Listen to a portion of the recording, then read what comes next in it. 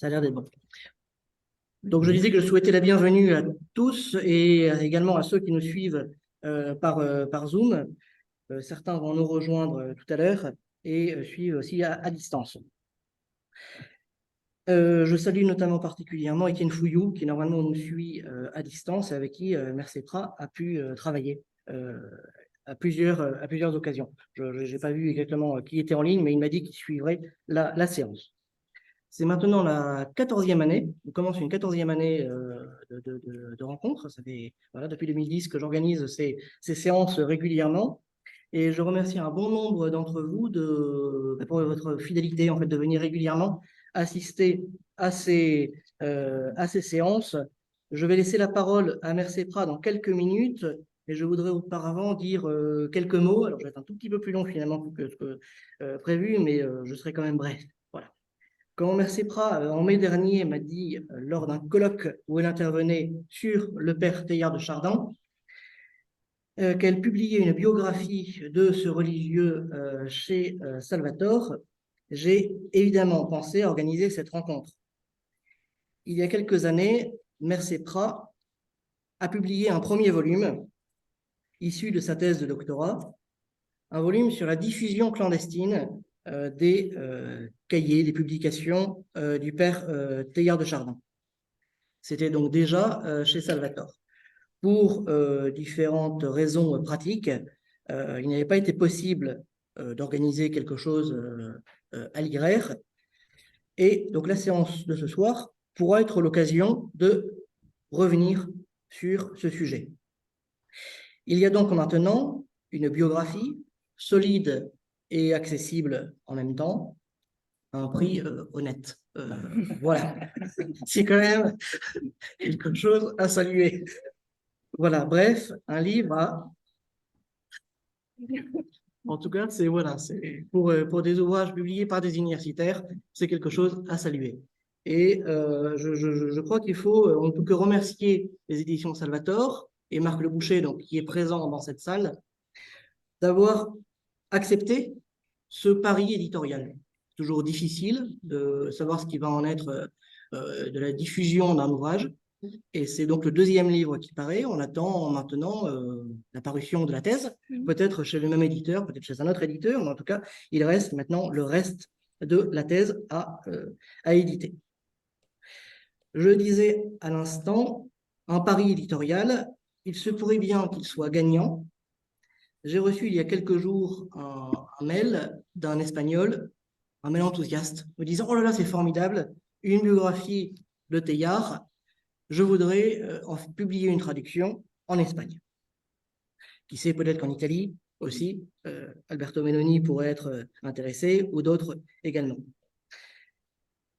Et il y a de fait un moment Teilhard, et je tiens à dire que la séance était déjà largement préparée, organisée, cadrée, avant qu'il y ait un voyage récent d'un jésuite, le pape François, voilà, en Mongolie, où, donc pour ceux qui n'auraient pas prêté attention à cela, c'est un voyage tout récent, il y a une semaine ou 10 jours.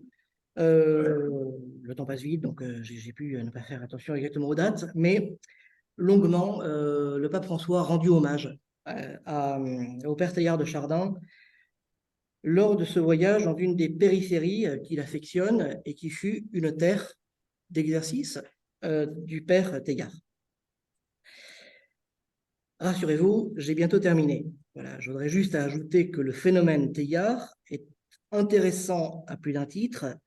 On voudra bien me pardonner de m'intéresser, alors je dis plutôt, pas uniquement, mais plutôt, c'est spontanément, je m'intéresse plutôt davantage à la période du premier phénomène Teilhard qu'au phénomène d'aujourd'hui, ce qui ne veut pas dire que ça ne m'intéresse pas, mais que voilà, c'est quelque chose qui m'intéresse davantage de travailler sur les années, on va dire, immédiatement d'après-guerre, et ce mouvement qui a abouti à terme au Monitum de 1962.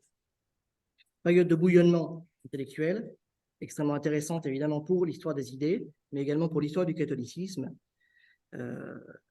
Des années de bouillonnement intellectuel, d'évolution et de tiraillement au sein du catholicisme français et dans l'Église universelle. Et il est toujours passionnant de voir les positions qui ont pu être adoptées par les uns et par les autres, allant de la franche hostilité à l'enthousiasme débordant. C'est-à-dire, il y a eu à une époque une théillarmania, et il y a eu une position entre deux. On va dire une certaine prudence. Mercier Prat dit très justement que les supérieurs jésuites protègent Teilhard de lui-même. Il écrit beaucoup et en lui imposant certaines réserves qui se mettent en retrait.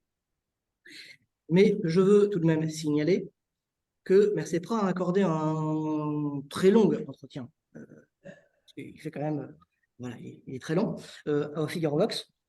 Et il y a quelques jours, on peut y trouver des choses intéressantes de temps en temps.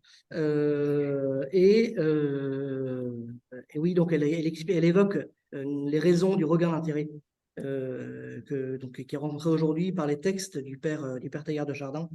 Elle reviendra sans doute sur l'actualité de la pensée du père Teilhard, pourquoi on s'y intéresse aujourd'hui et quelles peuvent être les raisons qui font que voilà, il y a un phénomène Teilhard, et il y a même un libraire parisien qui m'a dit oui, on vend du Teilhard aujourd'hui, ce qui peut peut-être surprendre, mais objectivement, il y a un intérêt pour le père Teilhard de Chardin.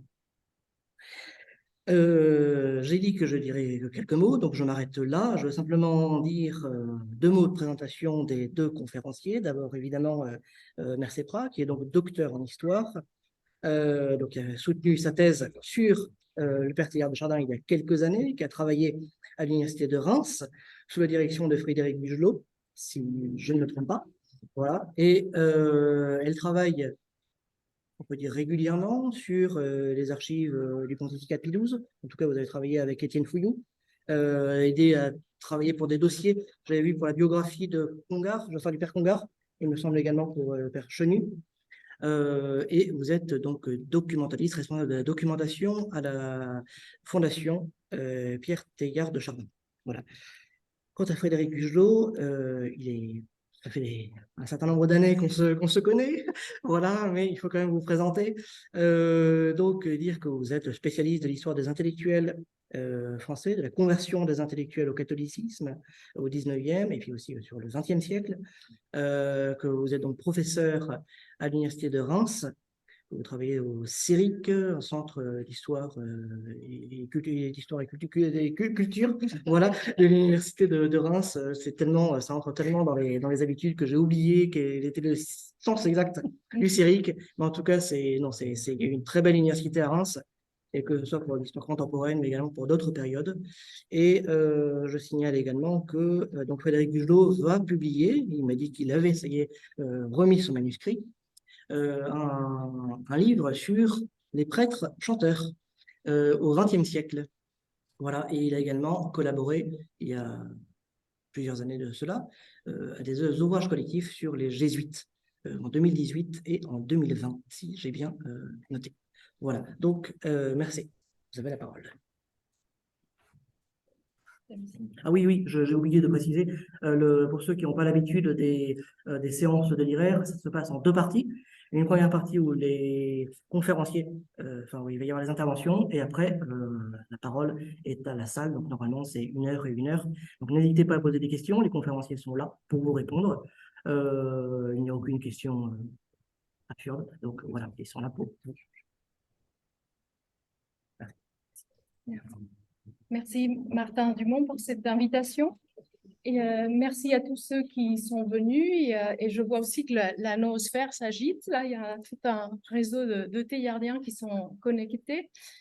Nous sommes là pour parler de Teilhard de Chardin cette fois. Peut-être le jésuite le plus célèbre du XXe siècle, qui semble avoir connu une éclipse au point d'être parfois un parfait inconnu pour certains.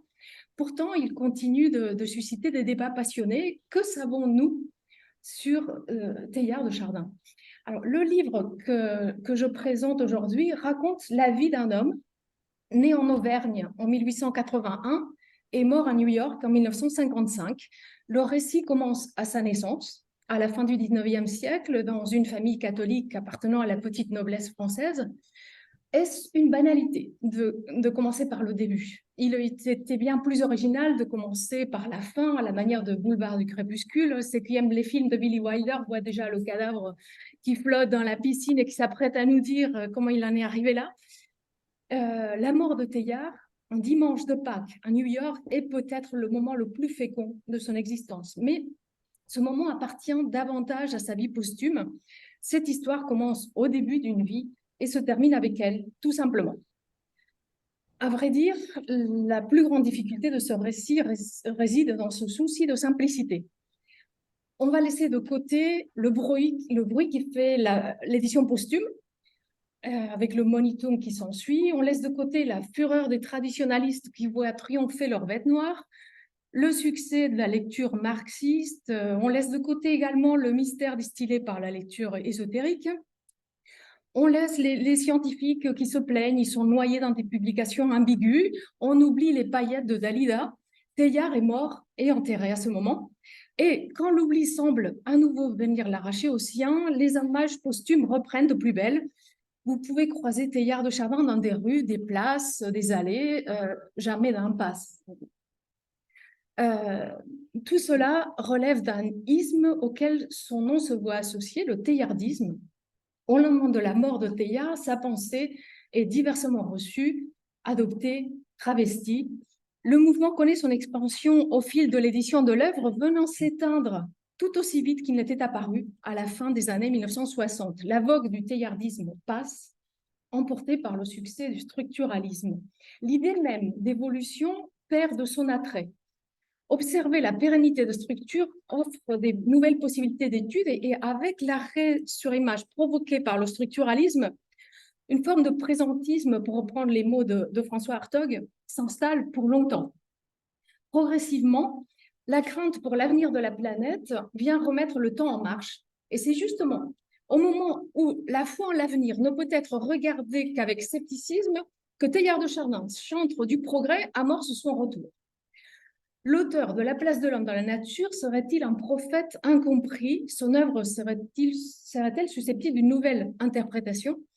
Dans ce livre, je vous propose de cheminer avec lui, le suivre tout au long de sa formation jésuite. On suivra le parcours du combattant de la Grande Guerre.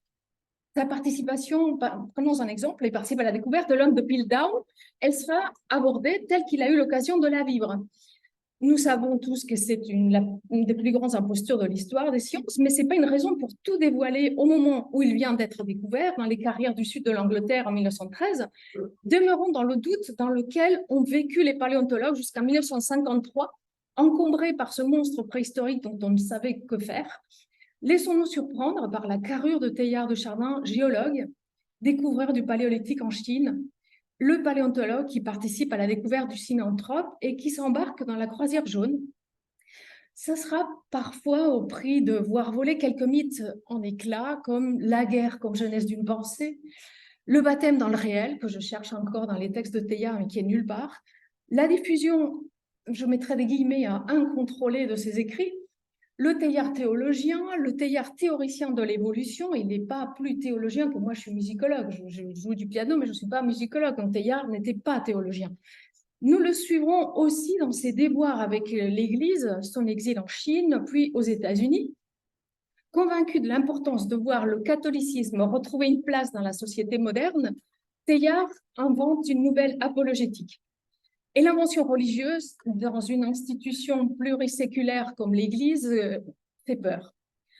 Alors, pour mieux comprendre le cas Teilhard de Chardin, il nous faut retrouver une vue d'ensemble, car si sa démarche est originale, elle n'est pas isolée.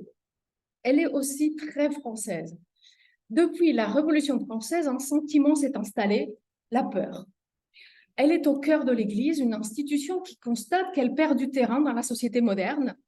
Elle existe aussi chez ceux qui tentent de trouver des moyens de placer la foi catholique au cœur de la société, qui sont soupçonnés d'introduire l'ennemi dans la place.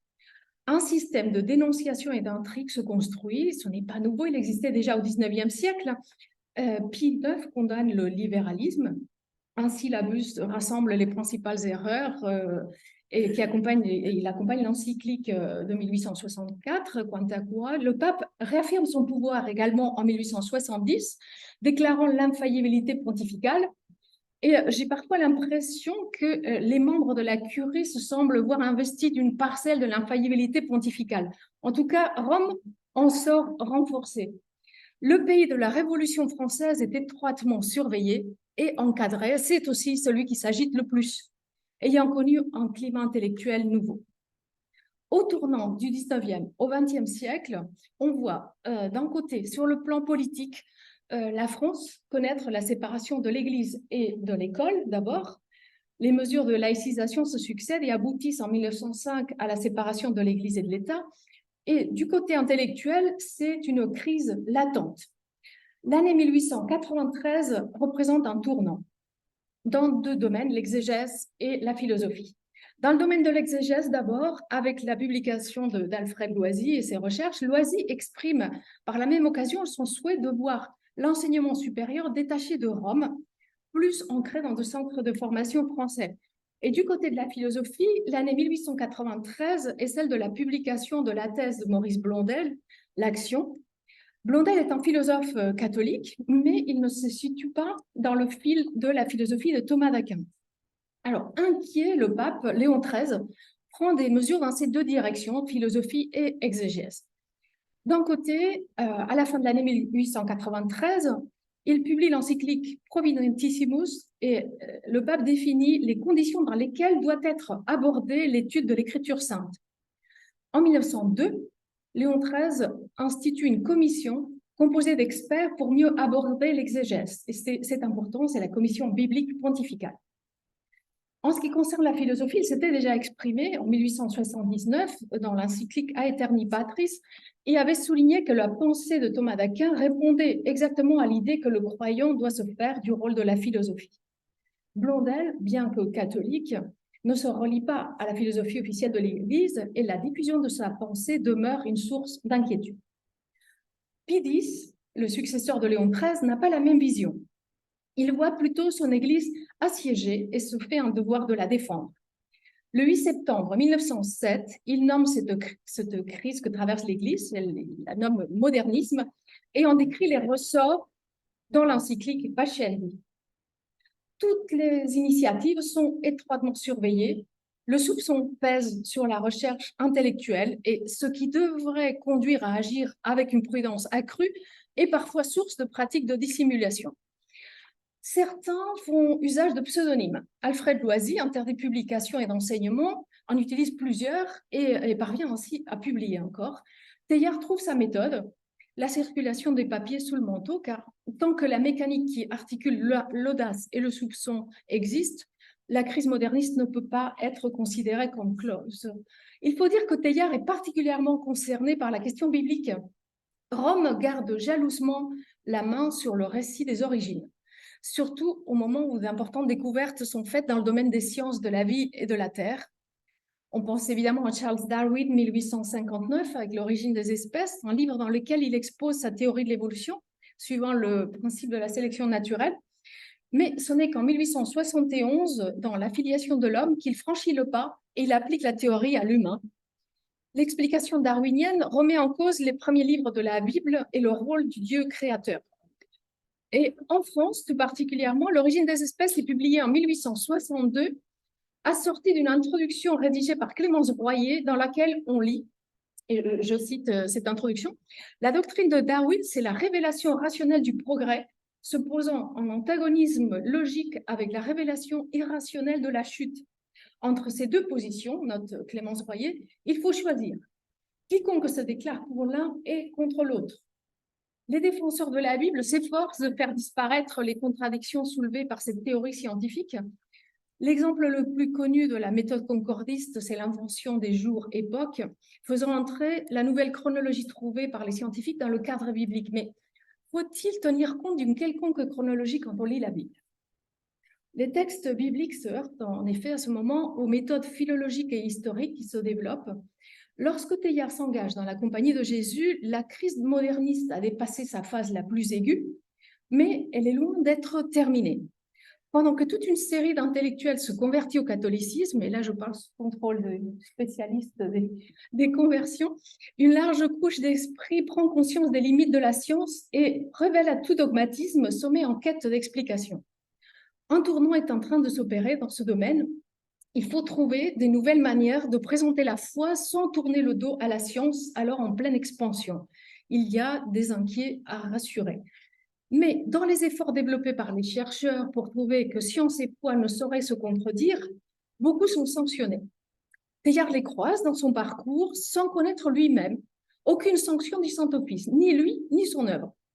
Alors, c'est là la question que je me suis posée en abordant cette biographie, alors que nous savons que sa pensée inquiète en haut lieu, que ses écrits dérangent, que ses conférences agacent. Comment a-t-il pu mener une vie pleine d'aventures et de découvertes, du temps il restait encore des espaces inconnus à explorer, sans être enfermé dans une sombre niche mis définitivement de côté? Quel est son secret? Alors, il y a eu bien sûr d'autres biographies avant celle-ci, même beaucoup. Au moment où la vague de teilhardisme déferle sur la France, chaque année amène sa biographie. Pour moi, la première, c'est celle de Marguerite Teilhard-Chambon, 1956. Elle publie un recueil de lettres qu'elle relie par un récit. Elle fait du copier-coller, mais vraiment avec les ciseaux, elle coupe, elle colle, et elle relie les écrits de Teilhard. Elle ne signe pas. La couverture, c'est lettres de voyage, et le nom qu'il emporte, c'est celui de Teilhard.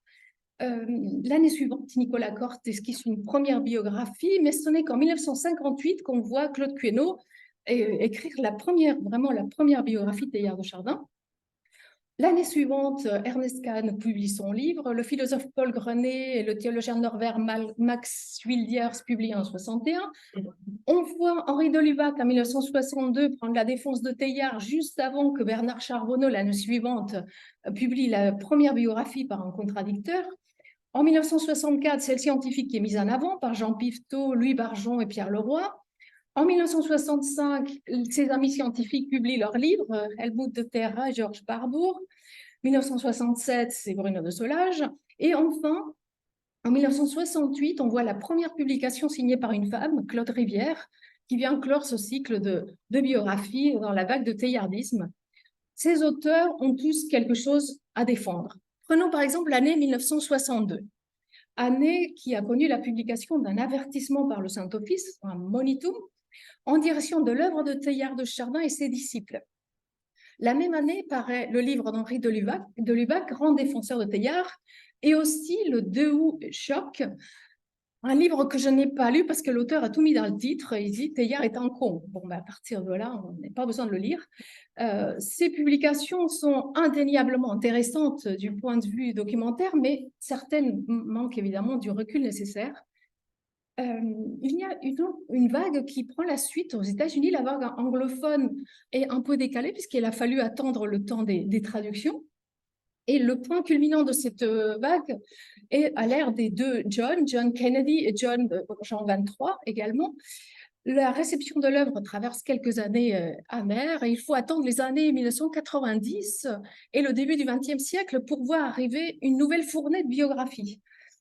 Ursula King en 1996, Édith de la Héronnière en 1999, Jacques Arnoux 2005, mais bien plus qu'un retour en grâce de la figure du jésuite paléontologue, c'est plutôt le genre biographique qui connaît un regain d'intérêt.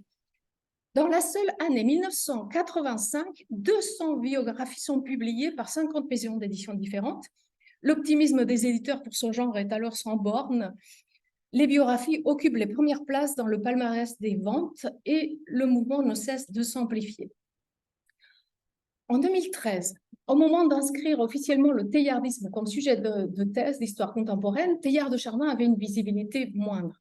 C'était un objet d'étude, lui et sa mémoire. Pour s'en convaincre, il suffit de parcourir un argus de la presse des 10 dernières années. Depuis, son nom apparaît de plus en plus souvent dans le fil de l'actualité. La réception est diverse. Dans le livre, j'avais cité l'encyclique Laudato Si. Il y a une note de bas de page par le pape François qui fait allusion à Teilhard. On connaît maintenant la campagne présidentielle 2022, Jean-Luc Mélenchon qui dit avoir transité facilement vers la philosophie matérialiste après avoir lu Teilhard. Le pape en Mongolie récemment, mais Teilhard demeure le symbole de la possible réconciliation entre science et foi. À ce titre, un centre Teilhard de Chardin ouvre ses portes sur le plateau de Saclay. C'est dans le fil des chantiers du cardinal inauguré par Monseigneur Verdier dans l'entre-deux-guerres. l'idée, c'était de trouver le Christ dans la banlieue. Le centre est maintenant inauguré. Autant de faisceaux qui montrent que les problématiques auxquelles Teilhard s'était confronté lui-même reviennent au XXIe siècle avec une force renouvelée. Alors, pour accompagner ce mouvement, il fallait une biographie des passionnés. C'est pas que je l'ai écrite sans passion, mais j'avais rien à défendre ni à contredire non plus. Je reprends le dossier n'ayant pas de sources à défendre comme l'a pu le faire dans les Trente Glorieuses. Alors, on a parlé des archives romaines. Je me rends plusieurs fois, bon, pour ceux qui ne suivent pas l'actualité de la recherche en histoire religieuse, en mars 2020, le pape François annonce l'ouverture des archives associées au pontificat de Pie XII. On pouvait donc consulter les archives allant de 1939 à 1958. La Compagnie de Jésus lui emboîte le pas. Quelques jours après, le monde entier est confiné. Donc, les chercheurs sont fermés chez eux. L'ouverture se fait progressivement. Il y a des consignes sanitaires, une place sur 2 archives, des longues listes d'attente. Donc, 2 voyages à Rome. Et je commence un petit peu à connaître le dossier. Je pense avoir été la première à demander le dossier d'Encyclique Humani Generis. C'était un dossier de une vingtaine de centimètres d'épaisseur. On tire sur la ficelle, les pochettes tombent à miettes et on découvre avec émoi la jeunesse du document doctrinaire le plus important du pontificat de Pie XII. Lors de mon 2e voyage, la pochette avait été renouvelée, donc je pense qu'il a été exploré et c'est 4 nouvelles pochettes magnifiques, étincelantes. Aux archives romaines s'ajoute la consultation des archives Teilhard de Chardin dans différents lieux de conservation. Georgetown, l'université jésuite Washington, on y trouve des lettres, des images, des manuscrits, un fond extrêmement riche que je croise avec les archives de la province jésuite réunies à Vanves, qui tient Barbara Baudry, magnifiquement bien tenue. Et assez paradoxalement, la fondation Teilhard de Chardin a été le lieu le plus difficile à consulter ces derniers temps. Alors, pour la petite histoire, heureusement que j'avais vu avant, la fondation a été installée dans les murs de la bibliothèque centrale du Muséum national d'histoire naturelle à Paris depuis 1964. On y trouve la correspondance, l'Arcus de la presse, tout était rigoureusement bien classé. En 2022, le fonds est contraint de déménager. Il est maintenant installé à l'Institut de paléontologie humaine où les archives retrouvent progressivement leur place.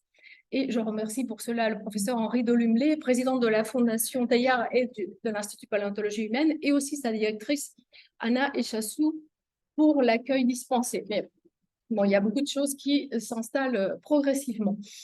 L'installation a été fêtée solennellement le 11 mai dernier avec la diffusion de quelques images de Teilhard en Chine dans les années 1930-1940. Je vois quelques personnes qui étaient là à ce moment. Le paléontologue Marc Godinot présentait le scientifique.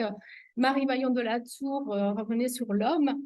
Et elle nous apportait aussi la malle que Teilhard utilisait durant la croisière jaune, juste avant que M. Pierre Tétinger, invité d'honneur, nous dise son amour pour le Christ et son inquiétude de voir le communisme progresser partout dans le monde. Certains en sont encore très émus. Outre les archives, une des sources majeures a été la correspondance. Source majeure car Teilhard est un formidable épistolier. Il écrit régulièrement à tous ses correspondants. Il aime écrire, communiquer sans s'attacher au vieux papier. Teilhard a l'habitude de ne pas conserver ses lettres. De ce fait, il n'y a que la moitié de la correspondance accessible, celle que garde son interlocuteur. Parmi ces lettres, la plupart ont été publiées, mais j'ai essayé dans la mesure du possible de consulter les originaux et là, quelques surprises attendent le chercheur. Les lettres d'Égypte, par exemple, j'ai découvert qu'il y avait des dessins. Il dessine très bien un palmier, un lézard, une carte du delta, une carte à vue d'oiseau, alors qu'il était, comme tout le monde, sur le delta. D'autres lettres sont publiées tronquées. L'exemple le plus frappant, c'est Accomplir l'homme, une publication qui date de 1968 et qui publie des lambeaux de lettres dont on ne connaît pas le nom des correspondants, des correspondantes en l'occurrence. Il a fallu la consultation des archives du Vassar College à New York pour retrouver l'intégralité de la correspondance, laquelle s'est avérée tout simplement intéressante. Il n'y a rien de sulfureux, rien à cacher. Les peurs des années 1960 se dissipent et les combats ne sont plus les mêmes. Donc, au terme de ces recherches, la biographie s'organise en 7 chapitres Le premier était incontournable, de la naissance en 1881 à la fin de sa formation en 1912. On découvre un garçon plutôt timide qui s'épanouit au fil de sa formation jésuite. Le deuxième chapitre tourne autour de la participation de Teilhard à la Grande Guerre. Je dis tourne autour parce que ce n'est pas que la guerre, je l'ai encadré avec ses premiers pas chez les paléontologues et pour ne pas accorder une importance démesurée à ce moment, bien qu'elle soit importante évidemment. Le chapitre 3 ne comprend que quelques années entre 1923 et 1929, année dense particulièrement. Teilhard découvre la Chine, il s'y rend avec joie. C'est démêlé avec la hiérarchie jésuite, le pousse à s'y rendre à nouveau, cette fois obligé, et inaugure, chapitre 4, l'ère des voyages et des explorations entre 1929 et 1939. C'est indéniablement le point culminant de sa carrière scientifique dans un contexte particulièrement troublé. La Chine est de plus en plus menacée par le Japon. Teilhard observe aussi de loin la montée des périls en Europe. Le chapitre 5 le voit fixé en Chine pour une longue période, entre 1939 et 1946. Le travail sur le terrain est devenu difficile, le site Chukutien est occupé par les troupes japonaises. Teilhard met le temps à profit pour écrire Le phénomène humain, l'œuvre de sa vie. Dans le chapitre 6, nous le suivons dans sa plus longue période passée en France, entre 1946 et 1950. Alors, parfois, quand on fait de la recherche, on a du mal à trouver des documents, mais quand on en a trop, on pourrait se noyer aussi. Donc, il est constamment sollicité. Vous présentez toutes les rencontres auxquelles il participe. Je m'ennuyais moi-même, alors je ne suis pas imaginé le lecteur. Donc, j'ai essayé plutôt de les classer entre celles où il suscite de l'espoir ou celles où il déçoit, pendant que ses amis s'efforcent de le défendre. Mais tant de bruit finit par produire un mouvement de rejet à Rome, juste avant la proclamation de l'encyclique Humani Generis. Et enfin, le chapitre 7 voit Teilhard s'installer à New York. Ses dernières campagnes de fouilles en Afrique du Sud, c'est le dernier sursaut de sa carrière scientifique, et la mort le surprend dans sa 74e année. François Doss a écrit le pari biographique. C'était vraiment un pari et une biographie de Teilhard, d'autant plus. Il a fallu creuser longuement avant de mettre au jour le personnage enfui sous des strates de commentaires superposés depuis des décennies. Il est difficile aujourd'hui d'en rester au 10 avril 1955, le jour de la mort de Teilhard, sans se laisser distraire par sa riche vie posthume. Pourtant, au moment de sa mort, Teilhard n'avait pas connu le succès qu'il aurait pu espérer. Du côté scientifique, il ne lui a pas été permis de se présenter à la place laissée vacante par l'abbé Breuil au Collège de France. C'est le poste qui aurait consacré sa carrière scientifique. Le jésuite a sacrifié le paléontologue pour faire vivre son apologétique. Mais de ce côté-là aussi, ces deux livres restent inédits. Le milieu divin, le phénomène humain ne sont pas publiés. Ceux qui veulent les lire doivent parvenir à entrer dans le réseau des lecteurs des pages qui circulent, polycopiées, forme de samizdat qui s'est développée, non pas pour échapper à la puissante censure développée par l'Union soviétique, mais à celle mise en place par une église qui se sent assiégée. Après la mort, c'est l'explosion. La presse s'empare de la nouvelle du décès. On apprend qu'il y a une héritière et qu'en vertu d'un testament, elle va publier l'œuvre. L'élection de Jean XXIII ne change pas brutalement les choses. Il faut attendre l'année 1962 pour y voir un changement. Et ce monitum, je le vois un peu comme une victoire à la Pyrrhus du parti intransigeant. Il n'apporte pas la mise au pas du teilhardisme qu'ils attendaient. L'abbé Georges de Nantes avait accueilli avec joie l'annonce d'un concile. Il espérait enfin voir une remise en ordre de l'Église. Et c'est pourtant lui qui se retrouve à communiquer avec ses paroissiens en faisant usage de pages polycopiées pendant que le teilhardisme est à son apogée. Après une longue éclipse au XXIe siècle, on se réclame à nouveau de Teilhard. Alors là, je rends au professeur Christian Sorel l'honneur d'avoir trouvé ce mot de éclipse. Le jour de la soutenance de thèse, dans ces murs de la Sorbonne, j'aperçois aussi Denis Pelletier. Bon, c'était pas juste une présentation de thèse, il y a eu une discussion et j'avais écrit comme titre de la dernière partie de la thèse la mort du teilhardisme. Et Christian Sorel a signalé qu'il ne crierait pas aussi vite à la mort de l'objet, mais que le mot éclipse serait peut-être plus pertinent et le temps semble lui donner raison. L'œuvre de Teilhard connaît aujourd'hui d'autres lectures, parfois aux antipodes de celles qui ont été faites au cours des Trente Glorieuses. Si on avait apprécié le phénomène humain en son temps par l'exaltation qu'il fait de l'homme, l'homme axe et flèche de l'évolution, On minimise aujourd'hui cet anthropocentrisme, mais on met en avant le fait que Teilhard avait toujours présenté l'homme au sein de la nature. Certains y puisent une inspirante christologie, comme la religieuse américaine Ilia Delio. D'autres en font une lecture athée. Alors, John Grimm et Mary Evelyn Tucker s'est effrayé de m'entendre dire ceci, mais bon, eux, ils font du nez au bérisme, je ne sais pas. Le théologien américain lui-même, Thomas Berry, il ne se définit pas comme théologien, il se dit géologien, puisqu'il aime parler de la terre et non pas de Dieu. D'autres lectures, bien sûr, tout est possible. Il n'y a pas de manière correcte de lire Teilhard de Chardin. Il y a 1000 manières de s'en inspirer, voire de le détester parfois. Le but de cette biographie était de retrouver la vie de Pierre Teilhard de Chardin avant l'éclosion de tous ces ismes associés à son nom. Je vous remercie.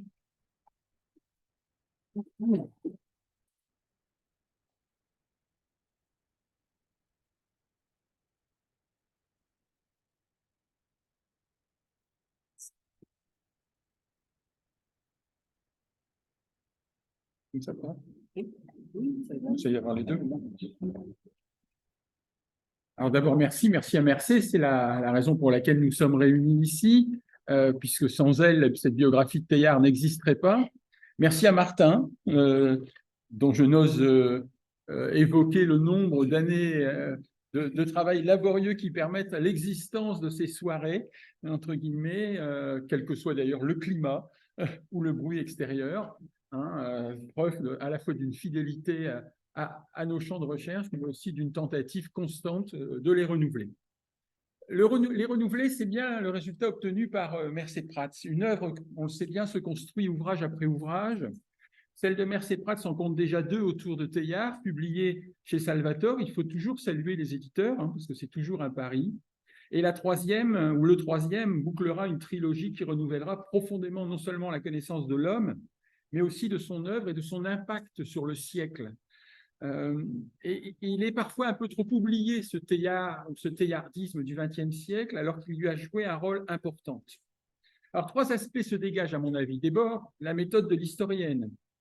Ses apports, évidemment, et aussi une proposition d'élargissement.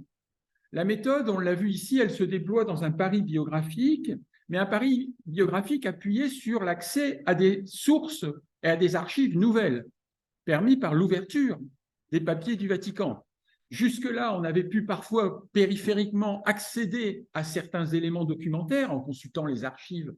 Par exemple, de l'archevêché de Paris, on pouvait trouver des condamnations d'écrivains, mais on n'avait pas le noyau central, c'est-à-dire la base, d'où partait la condamnation et sur quel motif parfois elle se faisait. L'accès maintenant à ces archives renouvelle profondément, et donc cette biographie, elle s'inscrit aussi dans ce qui nourrit le travail de tout historien, c'est-à-dire des archives, et des archives ici nouvelles, alors nouvelles non pas par leur création, mais par leur invention, comme on dit, c'est-à-dire par leur accès tout simplement. L'élargissement, il s'illustre par le déplacement des émetteurs vers les récepteurs, voir ce que ce destin de Claire nous dit de la recomposition du rapport entre le catholicisme et le monde moderne. Alors, je vais commencer par le pari biographique, mais j'irai rapidement sur ce point. Le genre biographique a retrouvé une légitimité universitaire depuis le milieu des années 1980. Cette restauration se place dans un mode d'écriture de l'histoire qui redonne une grande place à la chronologie et aux acteurs, mais attention, des circonstances qui entourent l'homme, on va vers l'homme dans les circonstances. Et le travail de Mercé Prats le signale. Ce qui nous intéresse aussi à travers la biographie, c'est de reprendre connaissance de toute une période, de tout un moment que l'homme cristallise en quelque sorte et qu'il nous permet de dévoiler. Le genre se définit alors comme un observatoire. Il ne s'agit aucunement de la biographie pour elle-même, mais au-delà de la figure évoquée, l'histoire donc d'un moment. La fin des idéologies collectives semble permettre ce retour à un âge d'or qui ne concerne pas uniquement l'histoire, il faut le signaler. Au même moment, en littérature et en études littéraires, le retour des fictions biographiques et le retour des travaux sur les auteurs appartiennent à cette même retour du biographique. Cela s'inscrit particulièrement dans l'histoire du catholicisme. En effet, ces biographies sont revisitées à l'aune d'engagements encore largement centrés sur des figures de grands prélats, de théologiens et de penseurs du catholicisme, telles les 2 biographies signées Étienne Fouillour sur Congar et Chenu, celle aussi sur l'apôtre de l'œcuménisme, le cardinal Béat, sur un pape ou un grand prélat confronté à un conflit mondial, Benoît XV, que beaucoup de travaux ont renouvelé l'approche de Benoît XV face à la Grande Guerre, le cardinal Mercier, ou des intellectuels croyants en un siècle d'incroyance, la galaxie Maritain, les travaux sur Chesterton, par exemple. Néanmoins, il faut le signaler, ces vies ont quitté leur habit apologétique pour étudier un homme, et il faut bien le constater, il s'agit massivement d'hommes, mais le catholicisme s'y prête évidemment, façonnant son époque autant qu'il est façonné par elle. Alors, il reste des champs entiers. Les congrégations, groupements religieux peuvent donner lieu à de très nombreux travaux biographiques, même s'il y a eu des travaux sur la restauration des frères prêcheurs ou de la Compagnie de Jésus. L'étude, par exemple, d'une religieuse comme Françoise van der Merch reste trop rare par rapport à toutes les biographies de fondatrices de congrégations ou de femmes qui ont renouvelé leur congrégation et dont on connaît le nom, mais dont on ne connaît pas, au fond, leur histoire, ou de groupes. Si on a de très beaux travaux sur les filles de la charité ou sur les Focolari, il reste bien des groupes catholiques dont on ignore très largement bien des choses. Alors, l'exigence posée, elle est celle de la relation biographique, c'est-à-dire la relation entre le biographe et le biographe. Mercé Pras n'a pas connu Teilhard de Chardin de son vivant, donc de ce point de vue-là, ce problème-là est réglé. On peut même dire qu'elle a rencontré le teilhardisme avant de rencontrer Teilhard. J'en suis largement responsable, il faut bien le dire, et j'assume totalement cette responsabilité.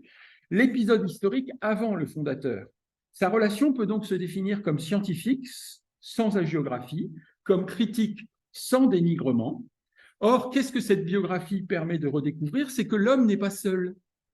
Il a le soutien d'une famille, d'abord, en particulier sa cousine, d'un milieu savant qui le reconnaît, d'un ordre, la compagnie est derrière son membre plus qu'on ne l'a dit parfois, et de proches qui vont se transformer en producteurs clandestins à l'origine d'un réseau de diffusion de ses œuvres.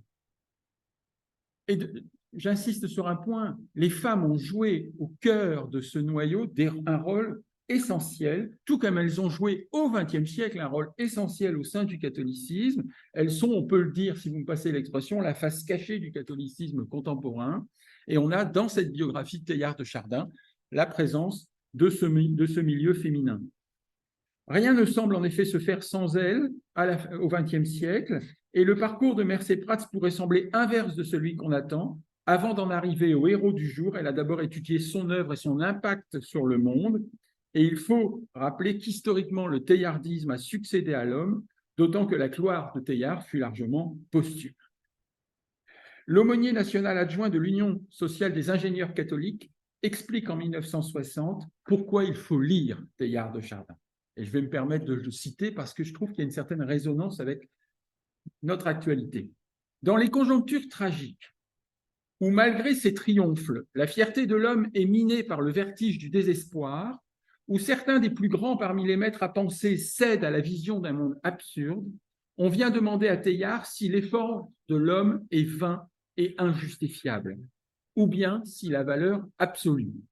On voudrait savoir si l'histoire, cette énorme aventure où nous sommes embarqués, vaut la peine d'être poursuivie. Cette technique, cette science, ces inventions, ces découvertes, ces cités, mais aussi ces beautés sur le visage de la terre, ce dialogue interhumain, cette joie de vivre et de créer, ce grand travail, ont-ils un sens? Construisons-nous sur terre le royaume de Dieu? Est-il possible d'être vraiment chrétien et pleinement homme, fidèle à son temps et fidèle à l'Évangile? À ces questions, à ces angoisses, on pressent que Teilhard propose une réponse. Et voilà en quoi la pensée de Teilhard de Chardin a séduit les acteurs de l'expansion des années 1950-1960, que nous appellerons ultérieurement les 30 Glorieuses et que nous contestons de plus en plus maintenant parce que leur résultat a été une pollution massive évidemment de la Terre. Mais qui concilie néanmoins appartenance confessionnelle, pratique professionnelle et engagement dans le siècle. Pour les catholiques, c'est une révolution. Ils ne s'inscrivent plus dans une rupture avec le monde moderne, ils en participent, tel, si on veut reprendre une expression de l'époque, le levain dans la pâte. Alors il faut rappeler néanmoins le contexte originel. Il faut rappeler ce que la Révolution française a fait de la France un laboratoire privilégié de l'affrontement de la modernité et de la sécularisation interne à travers la reconfiguration des rapports du catholicisme au monde moderne. Le contexte général, c'est les suites de 1789 et les conséquences d'une idée révolutionnaire, la liberté, qui se déploie tant sur le plan individuel que collectif. Et l'Église a bien perçu à quel point ces libertés pouvaient à l'époque remettre en cause tout à la fois sa place et ses positions. On pourrait multiplier les exemples, j'en retiendrai un seul, à quel point la contestation a progressé, c'est la publication le 24 juin 1863 de la vie de Jésus de Renan. Alors pour l'auteur, Jésus est un homme animé d'un très grand idéal moral, mais dont il dit bien qu'il n'est pas le Fils de Dieu.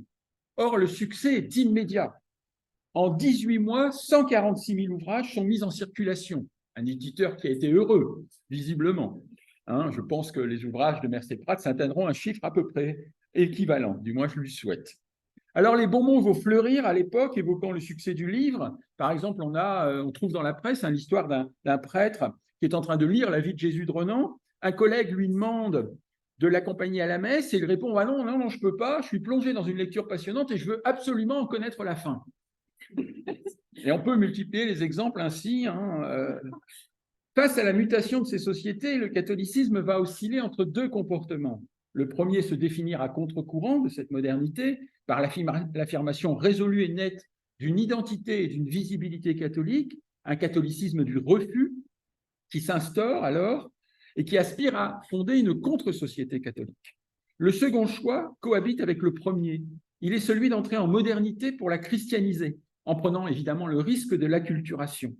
Alors, il faut toujours rappeler que le catholicisme est divers et qu'on trouve ces deux courants constamment ensemble. Alors, parfois, l'un est majoritaire, l'autre minoritaire, mais on trouve toujours ces deux éléments-là. Alors, un texte va incarner ce refus, c'est le syllabus, il a été évoqué par ma voisine. Le syllabus qui va frapper à l'époque l'opinion publique. 80 propositions qui sont publiées à la veille de la Noël 1864. 80 propositions qui portent sur la philosophie, l'ecclésiologie, la morale, le libéralisme, la liberté moderne. On a en particulier retenu la 80. Le pontife peut et doit se réconcilier et transiger avec le progrès, le libéralisme et la civilisation moderne. Je vous rappelle que le syllabus est une condamnation d'erreur, donc la phrase est positive et il faut comprendre l'inverse. Il faut comprendre le pontife ne doit pas et ne peut pas se réconcilier et transiger avec le progrès, le libéralisme et la civilisation moderne. Pourquoi ? Tout simplement parce que, voici ce que dit un essayiste catholique de l'époque, les sociétés faisaient fausse route, et la société française en particulier, basée sur le naturalisme ou la négation absolue de l'ordre surnaturel, l'État moderne proclamait son indépendance totale de toute religion. Et on pourrait multiplier les exemples. Alors, les 80 condamnations sont abruptes, mais elles veulent l'être, et elles obtiennent au sein du catholicisme un vrai succès. Les évêques suivent, les clercs adhèrent, les fidèles aussi. Les 80 propositions sont très bien reçues, mais elles crispent une partie des sociétés européennes parce qu'on a vraiment l'idée qu'au fond, il y a une rupture qui s'inscrit entre le catholicisme tel qu'il est voulu par la papauté et la réalité des sociétés en train d'évoluer dans le monde moderne. Or, au cœur de cette phase de repli sur la sacristie, l'expression est de Micoli, l'idée de péché originel et l'intelligence de l'incarnation apparaissent comme des antidotes aux prétentions du matérialisme. De ce point de vue-là, on comprend mieux l'enjeu du fameux texte de Teilhard, le premier qui sera l'objet des premières condamnations. Sa note sur quelques représentations historiques possibles du péché originel, qui lui vaudront, entre guillemets, d'être interdit de publication et d'enseignement. Et excusez-moi de le dire, mais Rome n'a pas tort. En tout cas, la Rome de l'époque. Elle a bien compris à quel point cette note est dangereuse aux yeux de ce qu'elle définissait à l'époque comme étant ses positions. En effet, Teilhard propose un nouveau regard sur la représentation du péché originel. Et au départ, l'interrogation sur les tentatives apostoliques vers la jeunesse résonne avec ces interrogations sur le combattant dans le front. Et les deux chapitres qu'a évoqués Mercé Prat, de ce point de vue-là, résonnent très bien dans sa biographie. Comment le mal fait-il irruption dans le monde ? D'autant que, et je cite Mercé Prat, en tant que paléontologue, la question est d'autant plus pressante, plus nous ressuscitons le passé scientifiquement, moins nous trouvons de place ni pour Adam, ni pour le paradis terrestre, écrit Teilhard de Chardin. Et on voit bien l'enjeu, évidemment, qui est là au cœur de ce que pouvait être sa production dès le tout début. Et je trouve que de ce point de vue-là, Rome lit intelligemment ce à quoi elle a accès, et elle comprend bien la menace qui est la sienne. Rome n'a pas tort, le texte bouleverse bien la logique de la pensée intransigeante qui domine alors depuis le milieu du XIXe siècle, et la biographie nous permet aussi pour la première fois, grâce à l'ouverture des archives, d'accéder aux lettres du processus de jugement et de comprendre comment s'est cristallisée, entre guillemets, la décision romaine. On a là vraiment, grâce aux archives, une meilleure saisie du mode de fonctionnement. La brutalité romaine, elle est réelle, mais elle s'abrite aussi derrière tout un processus d'évaluation des textes, de lecture de ceux-ci, alors que l'on peut contester en soi. Tout recenseur d'un ouvrage sait qu'il fait des choix qui sont parfois sanglants. Là, c'est le cas aussi. Là où Rome, par contre, ne saisit pas l'enjeu, peut-être, c'est que l'ampleur de la réaction, par exemple, par rapport au syllabus, a surpris Rome. En effet, ce texte est un des premiers textes romains qui rentre en contact avec une opinion publique en cours de constitution et avec des cercles de plus en plus frottés de théologie. Et le syllabus va devenir symbole d'obscurantisme. Dans l'article que Pierre Larousse, dans son dictionnaire, le Larousse, consacre au syllabus, voici ce qu'il écrit. Révoltant pour la conscience et la raison humaine, tout le monde civilisé s'indigna comme la France. Un fossé infranchissable est désormais creusé entre la papauté et le monde moderne. Tant pis pour la papauté, le monde ne reculera pas à sa voix, le temps n'est plus où Josué arrêtait le soleil.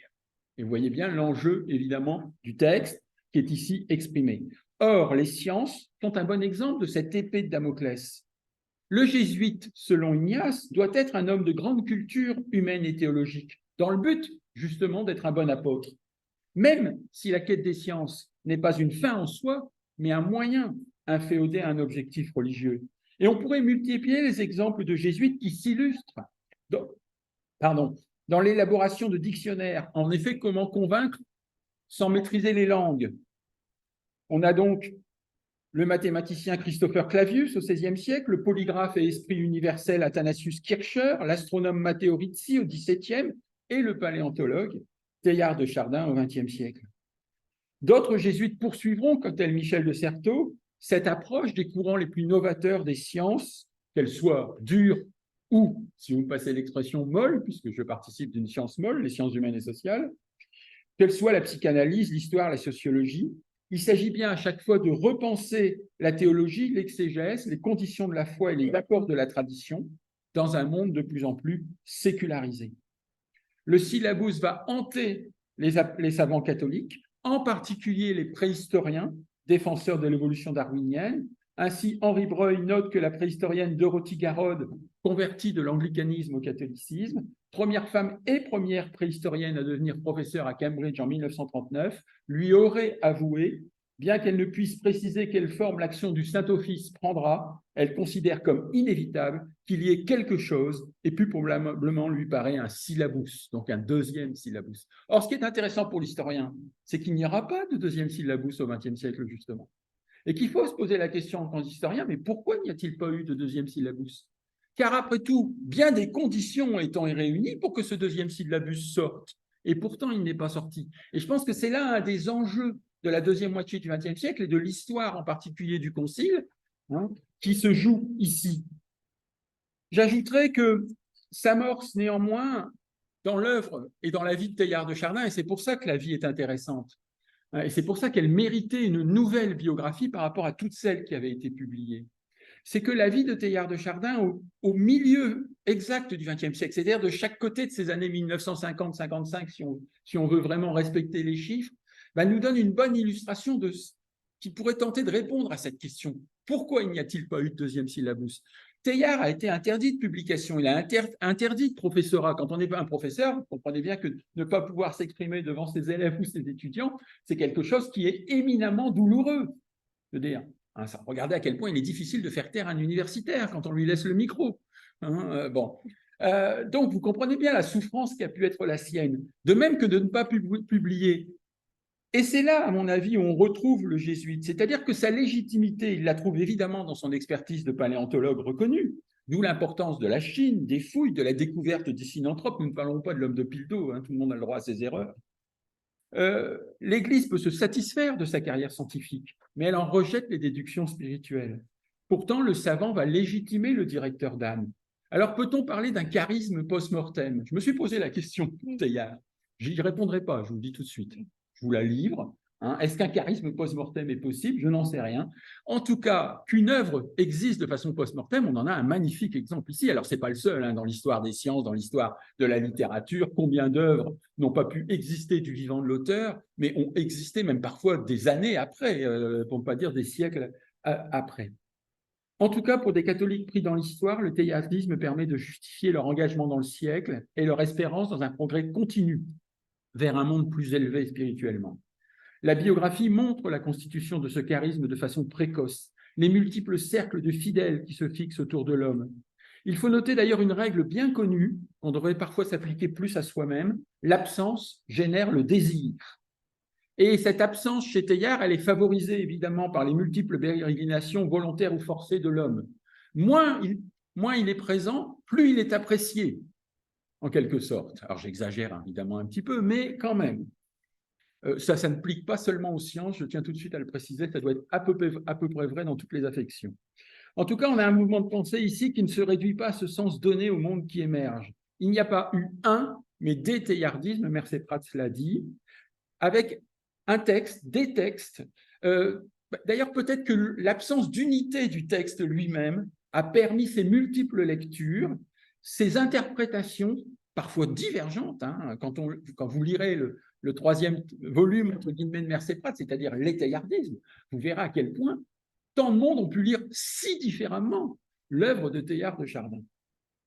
Alors, plusieurs temps sont à distinguer, je n'y reviendrai pas, je laisserai ça à votre lecture du prochain ouvrage de Mercé Prats, celui qui n'est pas encore paru, mais qui paraîtra, j'en suis certain.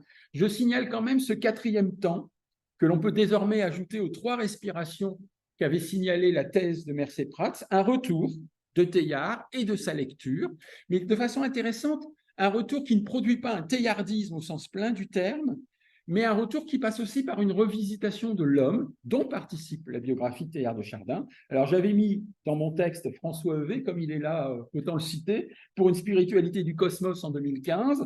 Hein, je ne savais pas que vous viendriez, donc, mais ce n'est pas une raison pour vous supprimer de mon texte. Cette biographie, au-delà du parcours d'un homme, interroge donc un autre aspect. Qu'est-ce qu'être un jésuite au XXe siècle? Eh bien, c'est être mondial, tout simplement. Alors, ils le sont déjà en partie au XVIe, XVIIe siècle, plus difficilement au XVIIIe et au début du XIXe siècle, mais l'histoire de la Nouvelle Compagnie connaît un nouveau décentrement par rapport au premier ancrage européen. En 1957, donc Teilhard vient à peine de mourir, la Compagnie compte 34 000 jésuites. Un quart d'entre eux est américain. Donc la racine européenne, elle commence à se rompre de plus en plus. Hein. On va arriver dans le contraire, c'est-à-dire que maintenant, c'est les Américains qui vont envoyer les jésuites en Europe. Et le plus bel exemple, évidemment, c'est le pape François. C'est-à-dire que c'est le retour des jésuites en Europe à travers l'élection de ce pape. Alors cet ordre constitué de membres disjoints, disposant de modes d'action divers, participe de la construction d'un savoir et d'une culture, mais aussi de la propagation de la foi. Et on pourrait multiplier les exemples qui montrent à quel point Teilhard n'est pas une figure aussi isolée que ça.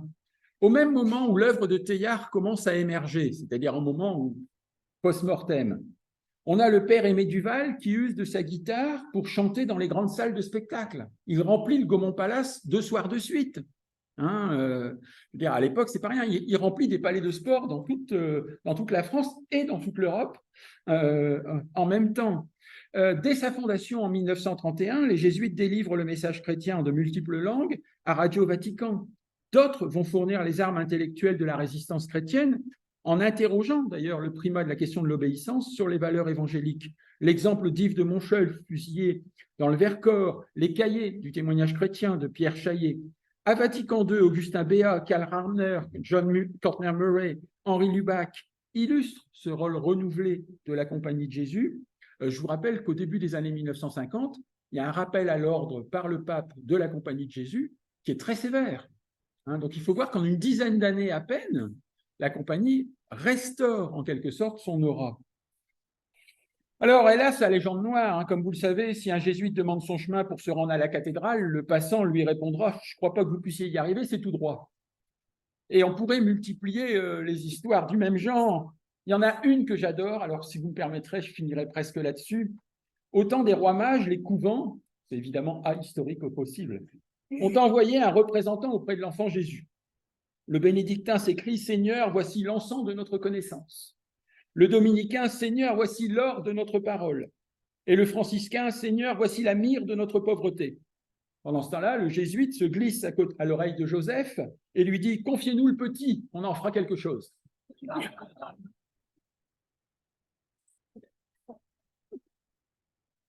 Et on pourrait évidemment multiplier les exemples. Or, de façon très intéressante, l'image de la Compagnie de Jésus mue dans les années 1950.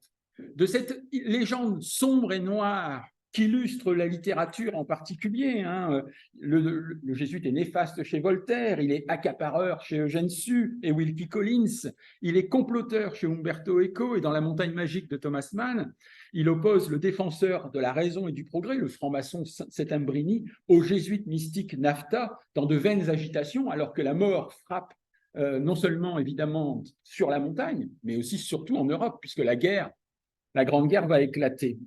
Or, dans la deuxième moitié du XXe siècle, la figure des jésuites a profondément mué au nom d'ailleurs de leur engagement dans un monde qu'on appellera très vite le tiers-monde, et qui, de ce point de vue-là, joue un rôle certain. Alors, il faut néanmoins être frappé de voir à quel point la figure de Teilhard annonce par beaucoup de traits la crise catholique qu'a si bien étudiée Denis Pelletier.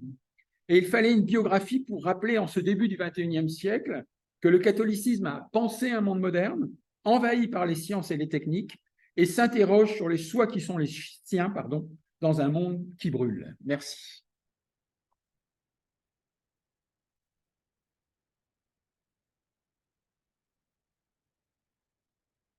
Je n'ai pas dit mon micro.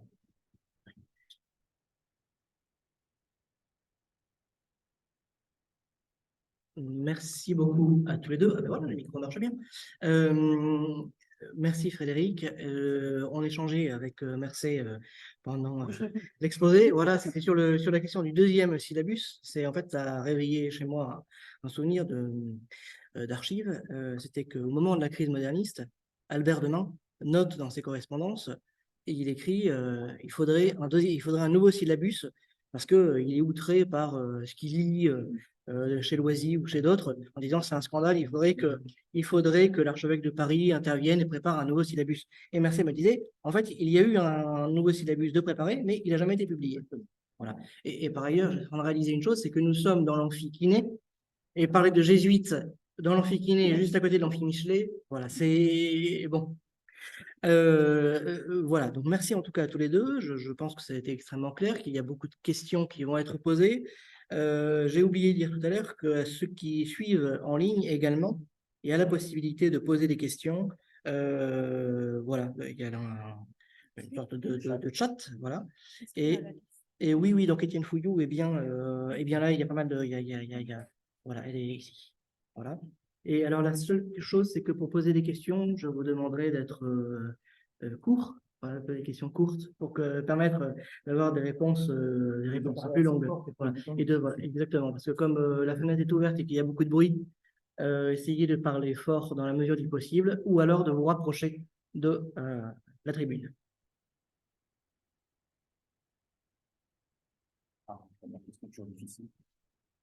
Oui, François. Oui, d'abord, merci pour évidemment pour ce beau livre qui vient vraiment compléter et renouveler le lecture de la Teilhard. Première question. Peut-être fixer le rôle de la Première Guerre mondiale. Parce que de fait, l'édition classique des œuvres de Teilhard commence en 1916, et comme de son vivant, la thèse que je dirais la naissance de la pensée propre pendant la guerre. Je m'interroge de plus en plus sur cet élément, et donc d'abord que c'est effectivement un peu la source de la commande finalement cette pensée originale. C'est une bonne question. C'est vrai que c'est le livre qui paraît en 1961-62, Jeunesse d'une pensée, et vraiment, les lettres, et il pensait avant. Il avait pensé déjà depuis un certain temps. Et surtout en Égypte, il écrit des textes où on voit l'énergie contenue dans la matière est quelque chose qui l'intéresse. Il a lu Bergson. Et également un article qu'il publie en 1911 dans le dictionnaire d'apologétique. Il dit que l'homme n'a pas trouvé la nature, voilà, sa pensée existe. Ce qu'il découvre pendant la Première Guerre mondiale, c'est la capacité d'avoir un élan de groupe, ce que personnes ensemble peuvent aboutir. Et aussi, il dit avoir trouvé ses Indes. Il ne savait pas encore s'il allait être vraiment scientifique ou s'il allait quel genre de mission on attendait de lui. Et en fait, il voit autour de lui des gens qu'il trouve extrêmement sympathiques, mais qui ne sont pas croyants du tout. Et il n'avait jamais vu ça dans sa famille catholique, dans ses maisons de formation jésuites. Et comment c'est possible? Donc, c'est la mission en fait qu'il découvre au moment de la guerre. Mais c'est vrai qu'il écrit beaucoup, c'est des très beaux textes, mais oui, évidemment, sa pensée existe avant. C'est un tournant, mais ce n'est pas la naissance de sa pensée. Alors, dans la thèse sur le teilhardisme, j'avais trouvé que c'était une nouvelle manière de considérer Teilhard aussi, il y a un changement.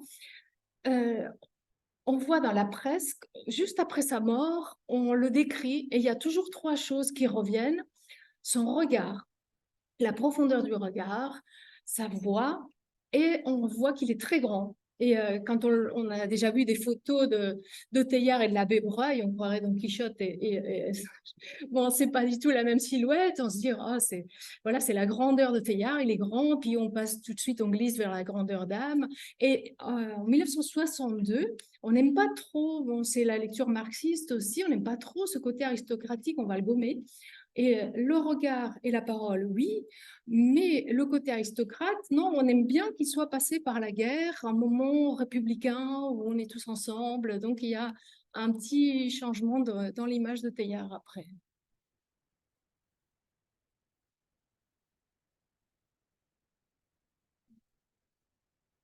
Et je ne sais pas si la question est due au fait que j'ai toujours eu beaucoup de mal à lire les textes de Teilhard. J'ai essayé plusieurs fois. Et le cas, la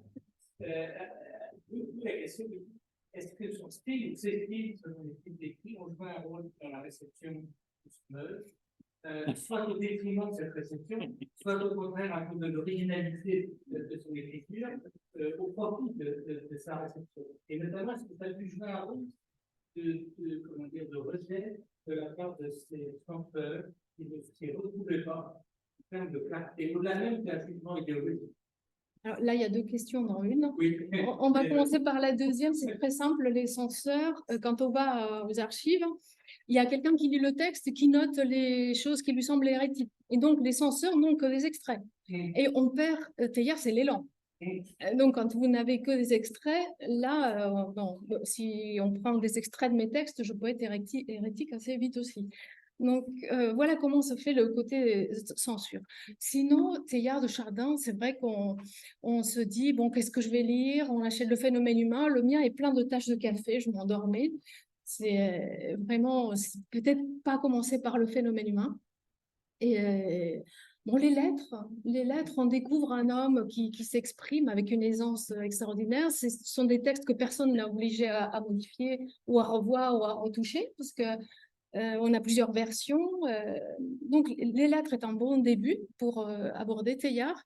Et ensuite, pas forcément parce que Le Phénomène humain a été publié en premier que c'est celui-ci qu'il faut lire. Ça a été publié à un moment où il fallait absolument... la légataire avait très, très peur qu'il soit mis à l'index.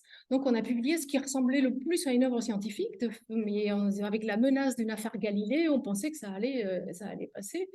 Mais il a écrit Le Milieu divin bien plus tôt, et c'est une œuvre qui se lit. Alors attention, je ne sais pas si c'est personnel ou pas, j'avais lu une fois le Milieu divin, je l'ai lu, je l'ai pris et j'ai dû m'asseoir, je l'ai lu jusqu'au bout.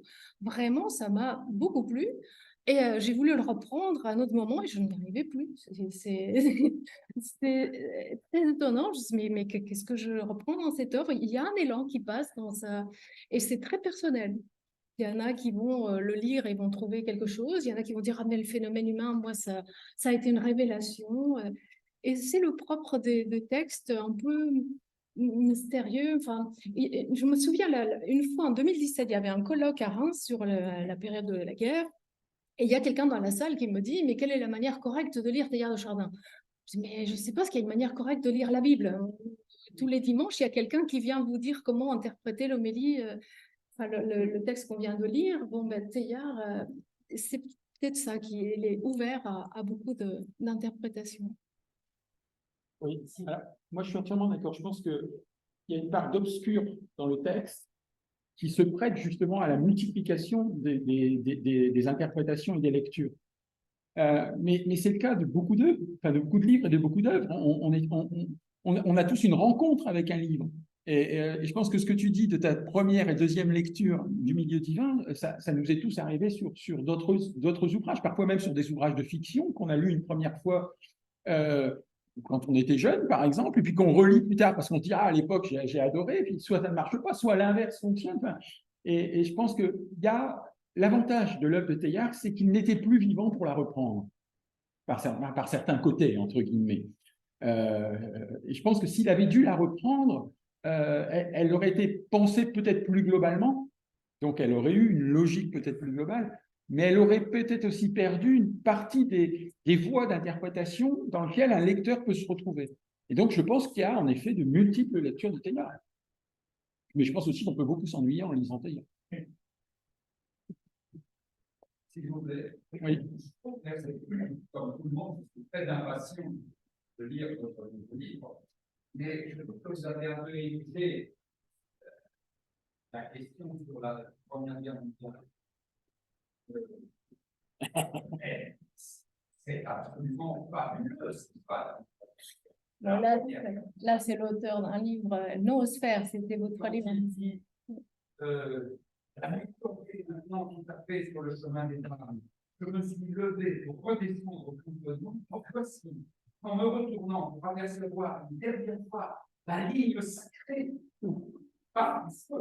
la ligne sacrée, la ligne chaude et vivante du front, prenant la figure chaude supérieure, énorme, que je sentais se lier sous les yeux des plus parfaits le bien. C'est grandeur qui n'ont pu faire plus que des animaux des animaux. Et il m'a semblé à cet instant que j'étais dans cette chose en train de se faire, la noosphère, cette chose en train de se faire, c'est le mourir par milliers, cette chose en train de se faire pareil, j'étais pareil, une tête dont l'âme s'éveille, qui perçoit les groupes de réalité, connaissent pouvoir saisir le lien de ce qu'elle représente. C'est un poète extraordinaire. Est-ce que c'est le dernier paragraphe de La nostalgie du front? C'est un des derniers paragraphes. Est-ce qu'il a été, alors ça a été publié en son temps, mais amputé de ce paragraphe, ça, cette chose a beaucoup inquiété. Et ce paragraphe a été retiré. Ce paragraphe a été retiré. Oui, il n'a pas été. Non, non, en 1965, ça apparaît.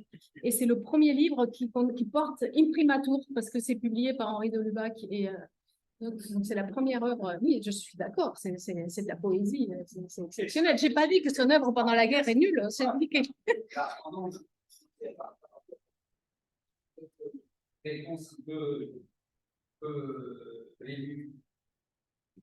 Oui. Détourner la question qui vous détournait sur un petit peu sur la spiritualité. Alors, il y a eu beaucoup de travaux sur quoi est faire peur dans la Grande Guerre. Je citerai le livre d'Annette Becker en particulier. Quand on se retrouve dans un contexte tel que celui-là, c'est-à-dire celui d'une violence et d'une brutalité inconnue jusque-là dans les affrontements guerriers, dans une guerre moderne, technique, dans laquelle l'écrasement de la chair sous les masses métalliques est absolument faramineux, il faut trouver un sens au sacrifice auquel on consent. Et il y a une chose peut-être qu'on n'a pas assez évoquée sur Teilhard, et je vous en remercie de ce point de vue-là dans votre intervention, c'est que c'est aussi un spirituel, et qu'il y a cet aspect-là. Alors, nous, évidemment, comme on s'intéresse aux lectures de Teilhard, en particulier, je veux dire, au-delà de la biographie, il y a cet aspect d'un homme qui va aussi penser le monde de façon spirituelle. Ce qui, au XXe siècle, évidemment, n'est pas une donnée évidente, et je pense que ça en participe. Parce que, à côté de ça, vous trouverez d'autres témoignages, entre guillemets, d'anciens combattants qui, eux, ne voient que l'horreur, la charpie, la destruction, le sang qui coule, les membres disloqués, ou ainsi de suite et tout. Donc, on a en effet cet aspect-là qu'il faut rappeler. Mais de ce point de vue-là, je vous remercie de l'avoir fait. On va faire 1 milliard de morts très prochainement. C'est pas très vite. Il faut répéter la question. Il me semble que j'ai pas de votre intervention, vous avez dit que le théâtre n'était pas un théologien. Mhm. Je voulais savoir quelle est la définition du théologien. Alors, on nous a demandé, pour ceux qui suivent en ligne, qu'on répète la question. Donc, il y a une question dans la salle de quelqu'un qui dit à Mercépra, vous avez dit tout à l'heure que le père Teilhard de Chardin n'était pas théologien. Qu'est-ce que vous entendez? Qu'est-ce que vous entendez comme quelle est votre définition de théologien? Voilà. C'est pas. Bon, pour moi, c'est la définition de concept. Henri de Lubac est théologien et il va réfléchir, il va écrire des textes. Teilhard de Chardin, c'est l'élan, c'est l'espoir, une apologétique. Il va avoir une idée. Par exemple, on voit dans la correspondance quelqu'un qui lui écrit et qui lui dit j'ai un problème, il expose et Teilhard lui dit c'est très bien. Il va lui dire que le point dans lequel il se trouve, c'est un peu comme un pédagogue, vous voyez. Il va essayer de le mener le plus loin possible. Et cette personne-là va repartir en croyant que sa position est très très bonne. C'est quelqu'un d'autre qui viendrait à un autre point de son évolution personnelle, il va lui dire c'est très bien aussi, il va essayer de le mener plus loin. Mais ces choses-là qu'il a dit que c'était très bien, peut-être que théologiquement, elles ne se justifient pas. C'est plus, oui, plus un pédagogue ou quelqu'un qui va, je sais pas, François Hervé, vous voudriez... Enfin, je voudrais que, de manière plus simple, Oui. théologien, c'est un métier. Oui. Les études universitaires, et ceux qui sont non seulement diplômés en théologie et qui enseignent l'éducation, il y a une publication d'enseignement en théologie. Il a enseigné l'éducation, il a fait l'éducation scientifique dans le domaine paléontologique. Alors après ça, que sa réflexion inspire des théologiens, c'est quelque chose. Jean Denisou, plutôt cardinal, écrit en 1962 dans l'étude, je ne peux pas bien me souvenir, Teilhard est théologien. Bon, enfin, c'est avec Lubac, plus prudent sur ce domaine. Il y a des théologiens, le père Philippe de la Trinité a consacré des efforts considérables à expliquer que Teilhard est un piètre théologien, mais il a raison. C'était pas son métier, c'était pas son but. Oui.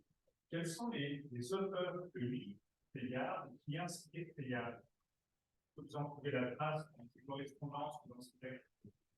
Donc, question, pour ceux qui suivent en ligne, voilà, quels sont les auteurs que lit Teilhard? Est-ce qu'on peut trouver dans sa correspondance voilà, des indications sur ses lectures?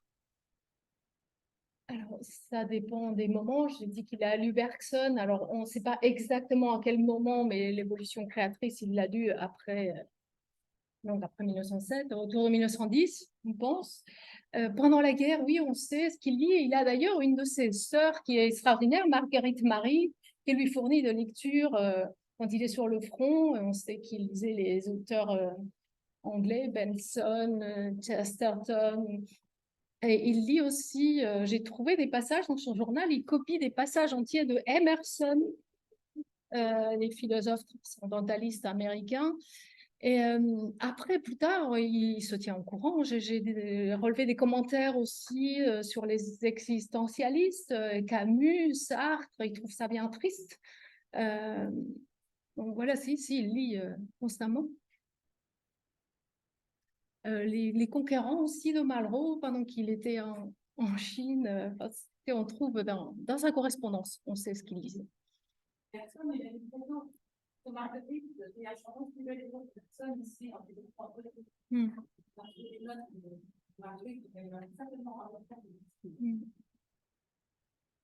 y avait une autre question, oui.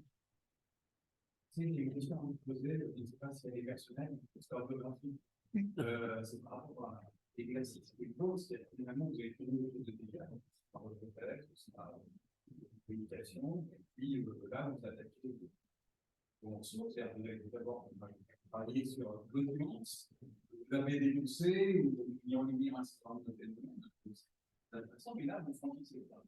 Alors, c'est pour ça que c'est une question historiographique et personnelle, parce que avec la biographie, c'est écrit dans son objet pendant l'année,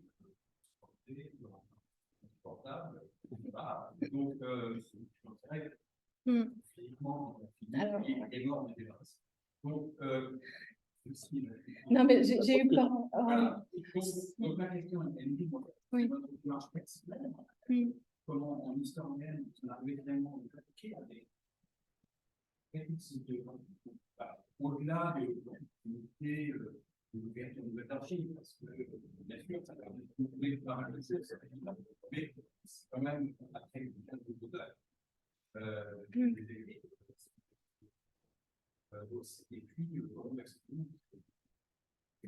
Alors, pour ceux qui ne connaissent pas, c'est Arnaud Hurel, biographe de l'abbé Montreuil. Entre autres. Non, parce que pour les personnes qui sont en ligne n'ont pas entendu la question et on demande pourquoi une biographie de Teilhard.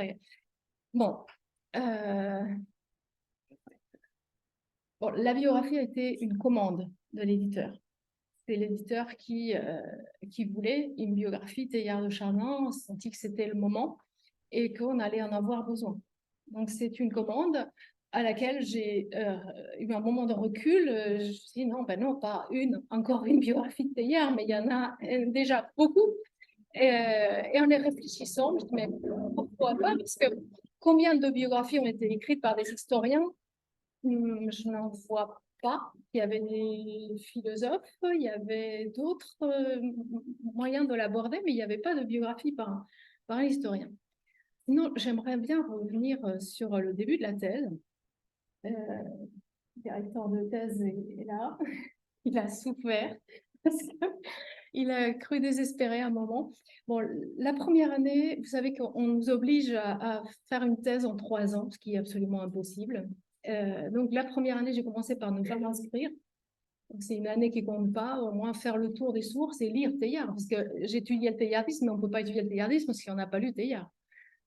Donc, une année consacrée à lire l'œuvre, à commencer à lire ce qu'on a écrit sur lui. Ensuite, j'inscris le sujet, première année, deuxième, troisième. Après, on a une dérogation et finalement, on soutient la limite de la 5e année, donc ce qui fait quand même 6 ans.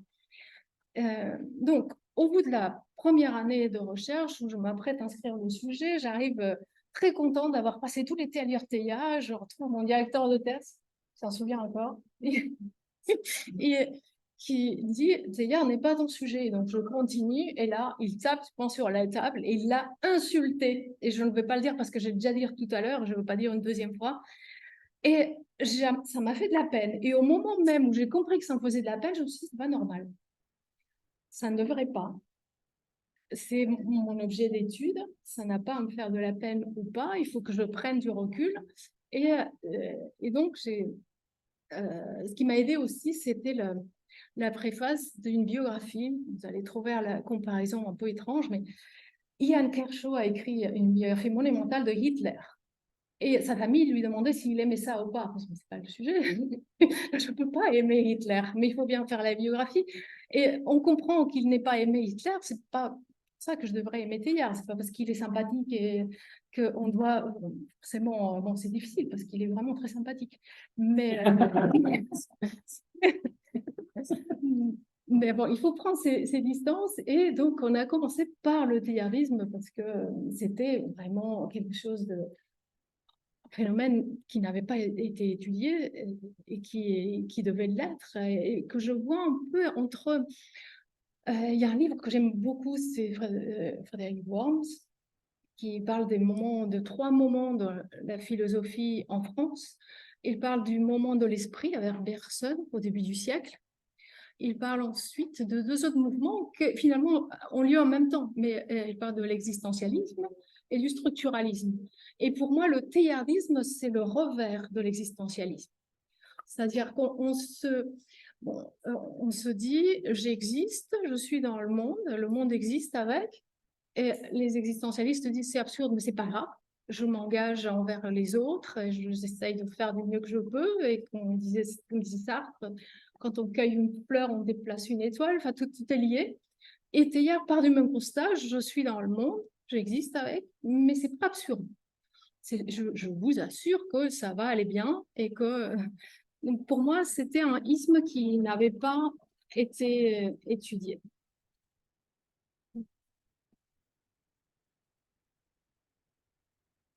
Il faut rappeler quand même, parce que là, je pense qu'il y a un vrai point d'interrogation. Toutes les histoires, au fond, de la pensée au XXe siècle laissent, à mon avis, trop de côté toutes les pensées d'ordre religieux.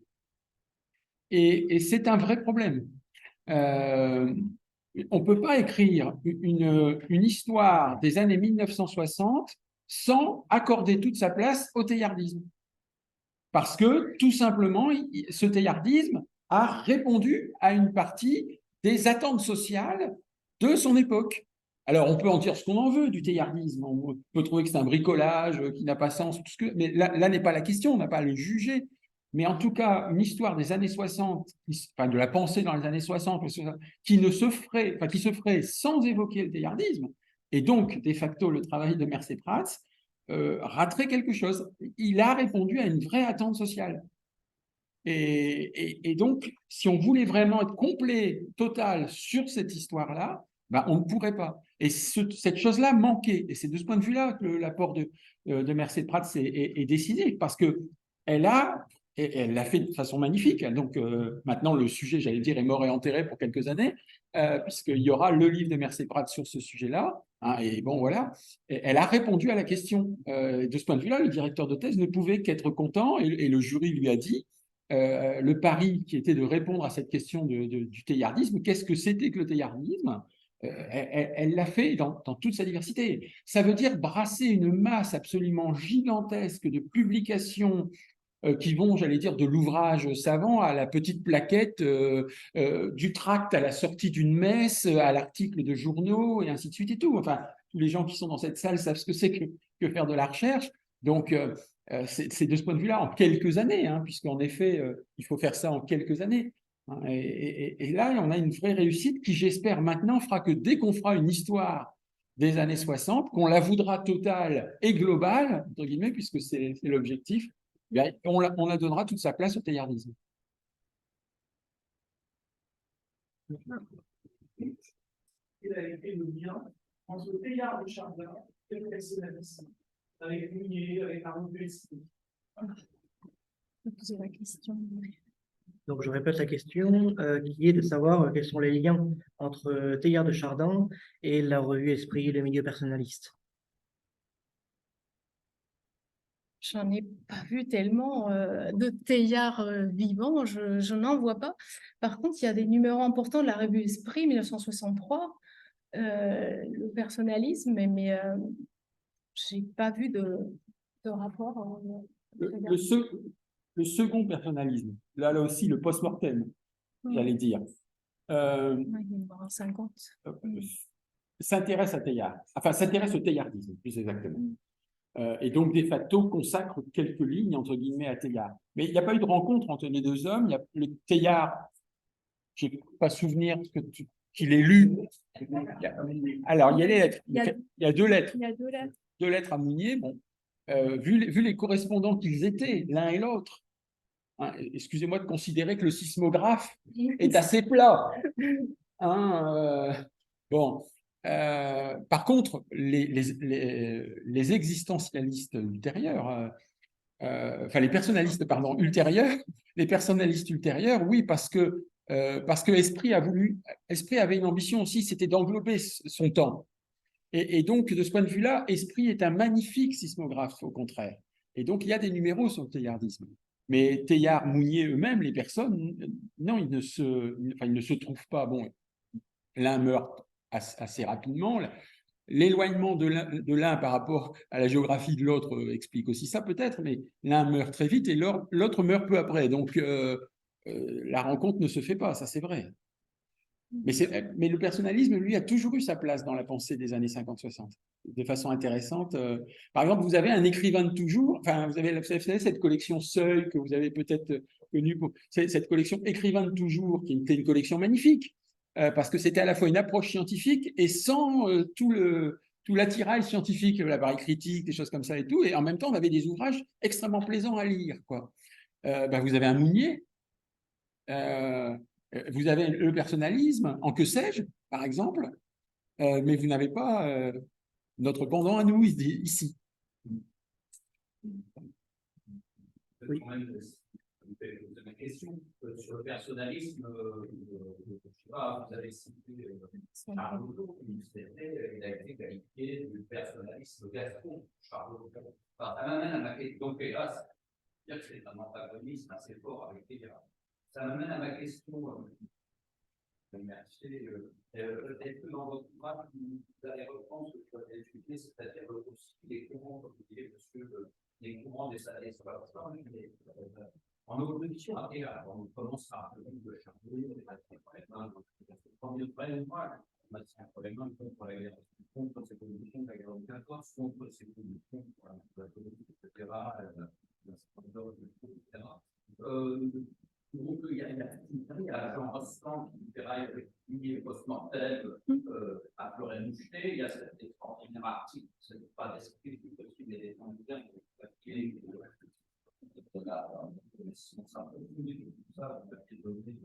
le nom de Normalian, docteur anonyme,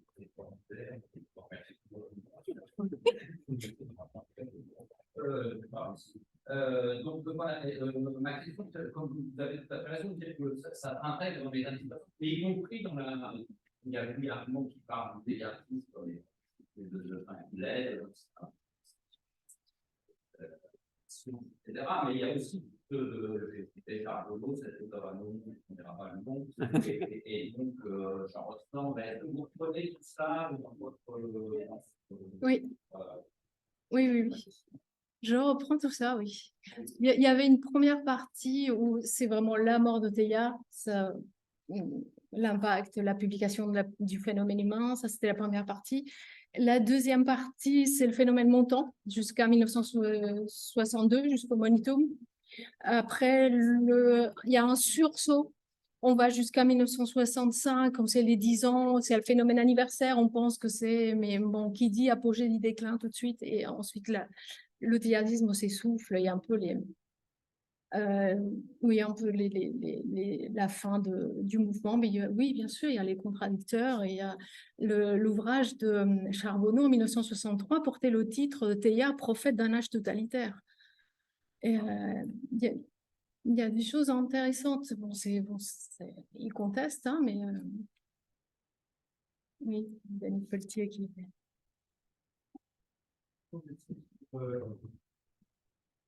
Il a écrivain. Voilà, si on dit il a écrivain, ça me parle, parce que je dois dire, d'expliquer la question, il a une méthodique que Frédéric, vraiment, on nous a pas dit, on avait les lettres. Il y a une histoire,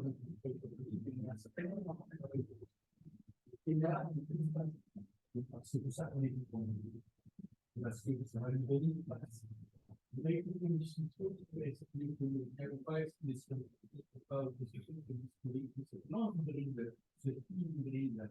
Et c'est peut-être aussi coupé sur une réalité, à la manière de la aussi une sorte de nature particulièrement peu, mais c'est jamais peut-être inné par rapport à la science. Il y a quelque chose d'analogue. Et on pourrait continuer comme ça sur les écarts. On s'est créé. Et il y a l'intellectuel, il y a des problèmes. On peut construire des réseaux d'intellectuels. Moi, j'ai eu du mal à citer Teilhard dans un réseau d'intellectuels. On sait que Lubac a une très grande admiration pour Lubac pour lui. Mais la première réaction qu'on a, c'est de se dire, mais comment ça se fait? Lubac a eu tant d'admiration pour lui, tant et donc voilà, c'est toute une série de catégories que l'on peut dire. Alors, la question, c'est est-ce que vous avez quelque chose de. C'est-à-dire sur le processus d'écriture, est-ce qu'on pourrait faire j'ai envie de dire, de l'équipe génétique de l'œuvre de Teilhard. Qu'est-ce qu'elle doit aux autres particuliers? Comment est-ce qu'il l'écrit? Comment est-ce qu'il travaille son style? C'est quelque chose là-dessus. Mais il y a plusieurs questions en même temps. Ouais, Bon, je vais, on va en éliminer une rapidement, c'est de Lubac. Pour moi, de Lubac s'identifie avec le cas Teilhard et défendre un autre jésuite, c'est plus glorieux que de se défendre soi-même. Et donc, il prend la défense de Teilhard et il dit, moi, je suis interdit d'enseignement, Teilhard était interdit. Donc, je pense qu'il s'est un peu identifié avec le personnage. Bon, donc ça, c'était plus facile. Alors, l'intellectuel, justement, si on revient au personnalisme dans ce petit que sais-je, Mounier, enfin, on lit cette image de l'insecte qui se mue en branche, des gens qui traverseraient la vie comme ça sans faire de vagues. Donc, l'intellectuel, c'est pas ça. L'intellectuel, Sartre en avait une définition très courte, c'est celui qui se mêle de ce qui ne le regarde pas. J'ai un de mes enfants qui est là, un jour il m'a dit je vais défendre les jeunes au lycée qui ne peuvent pas aller dormir dans sa chambre à l'internat. Je dis mais t'es pas interne toi. C'est pas grave mais c'est injuste, ça ne devrait pas. Bon, ben voilà, c'est un intellectuel en herbe qui s'engage. Bon, donc Teilhard, il revient après, donc en 1946, et c'est un moment tendu, et j'ai posé la question dans la biographie, est-ce que c'est un intellectuel ou pas? Et on lui pose des questions, il y a des questions pressantes, urgentes, et lui, il vient d'arriver, puis il est toujours dans la longue durée, dans le temps du paléontologue, et qui n'est pas une critique, c'est sa manière de penser, il pense toujours dans le long terme, un peu comme vous allez voir le banquier, il vous dit que la bourse, ne vous inquiétez pas, ça va monter, il suffit de laisser là assez longtemps, donc c'est un peu sa vision qu'il a de l'avenir, oui, une vision d'espoir toujours. Alors, est-ce que c'est un écrivain? Bon, on vient de nous lire, si je dis non, le monsieur de la noosphère, là, il va pas être content. Il a un style, vraiment. Il a un style d'écriture. Oui, il sait écrire. Après, est-ce qu'on peut... je sais que l'œuvre est sur le point d'être rééditée. En tout cas, il y avait l'intention de l'éditer et les personnes qui essayent de l'éditer s'arrachent les cheveux parce qu'on ne sait pas quel texte. Il y en a plusieurs. Qu'est-ce qu'on publie? Le premier Teilhard ou celui qui a été modifié 36 fois? Qu'est-ce qu'on fait? Donc finalement, on finit par publier ce qui a déjà été publié avec une préface qui explique pour comment on en est arrivé là. Parce que comment analyser le style de quelqu'un qui a été tant de fois demandé de modifier. Je l'avais analysé pour la thèse, j'avais pris le milieu divin. Alors, il y a une chercheuse chinoise qui m'avait facilité la tâche, elle avait fait la recherche avant, donc j'ai pris son analyse ligne par ligne. Et en fait, elle avait fait des colonnes disant, voilà le texte de Teilhard en 1926, voici son texte. Voici le texte de Teilhard en 1932, après une réforme importante qu'on lui a obligé à faire. Et voici ce qu'a publié Jeanne Mortier. Et nous avions 3 versions, avec des mots qui changeaient. Et la version de Jeanne Mortier n'était pas la dernière non plus. Hein. Je me rappelle d'avoir vu un cas frappant. En 1926, Teilhard a écrit transformation. En 1932, il écrit transformation. Et Jeanne Mortier, en 1955, écrit transfiguration, en 1957. Donc, c'est une espèce de Viollet-le-Duc qui refait du Teilhard après. Donc, voilà, c'est difficile de parler du style de Teilhard quand on modifie sans cesse ses textes. J'ai une question sur le nom deuxième syllabus. Parce que finalement, il me vient avec Teilhard, parce que vous nous avez attaché tous les deux le début en disant qu'il avait un texte qui n'avait jamais été publié autour d'un brouillon de deuxième syllabus. Est-ce qu'il y a dans les archives quelque chose qui tourne autour de ça? Et comment est-ce qu'on peut l'expliquer, ce qui apparaît dans ce que vous avez dit, une vraie séparation entre le scientifique d'un côté et le spirituel ou le théologien de l'autre? Parce que dans le premier syllabus, pour les deux, est-ce que là, dans les années 20 et 30, il y a une culture scientifique sur le biotope scientifique intellectuel du Vatican?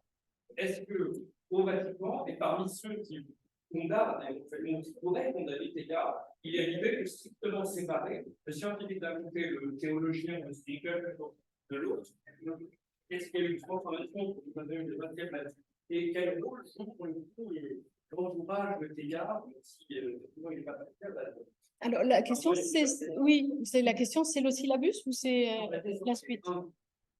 Ce texte que vous promettez, qui est extrêmement social, et ensuite, est-ce qu'il y a une culture scientifique clairement à ce moment-là, sépare les deux Teilhard, donc ne se focaliser que sur la condamnation spirituelle et écarter clairement la question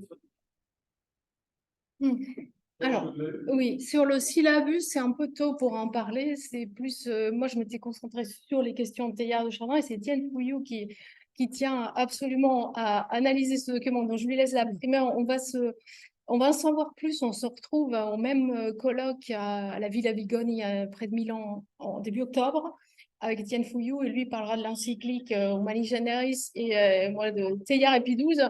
Il va publier certainement quelque chose, mais en deux mots, oui, l'encyclique Humani Generis existe, on peut la lire en ligne, mais ce qu'on découvre à Rome, c'est les étapes.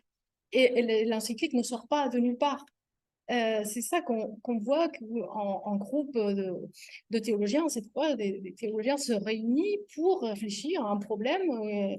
C'est pas une encyclique, c'est une instruction. Donc, une instruction, c'est un document qui ne nécessite pas la signature du pape. Et c'est l'affaire prend de l'ampleur et finalement, on aboutit au document doctrinaire le plus important du pontificat de Pie XII, mais ce n'était pas le projet de départ. On voit aussi que ça ne s'appelle pas Humani Generis, ça s'appelle Gallia, c'est quand même la France. Donc, c'est les Français qui remuent plus que les autres. Et on voit que ce sont des jésuites qui sont incriminés. Il n'y a pas de Congarde, il n'y a pas de Chenu.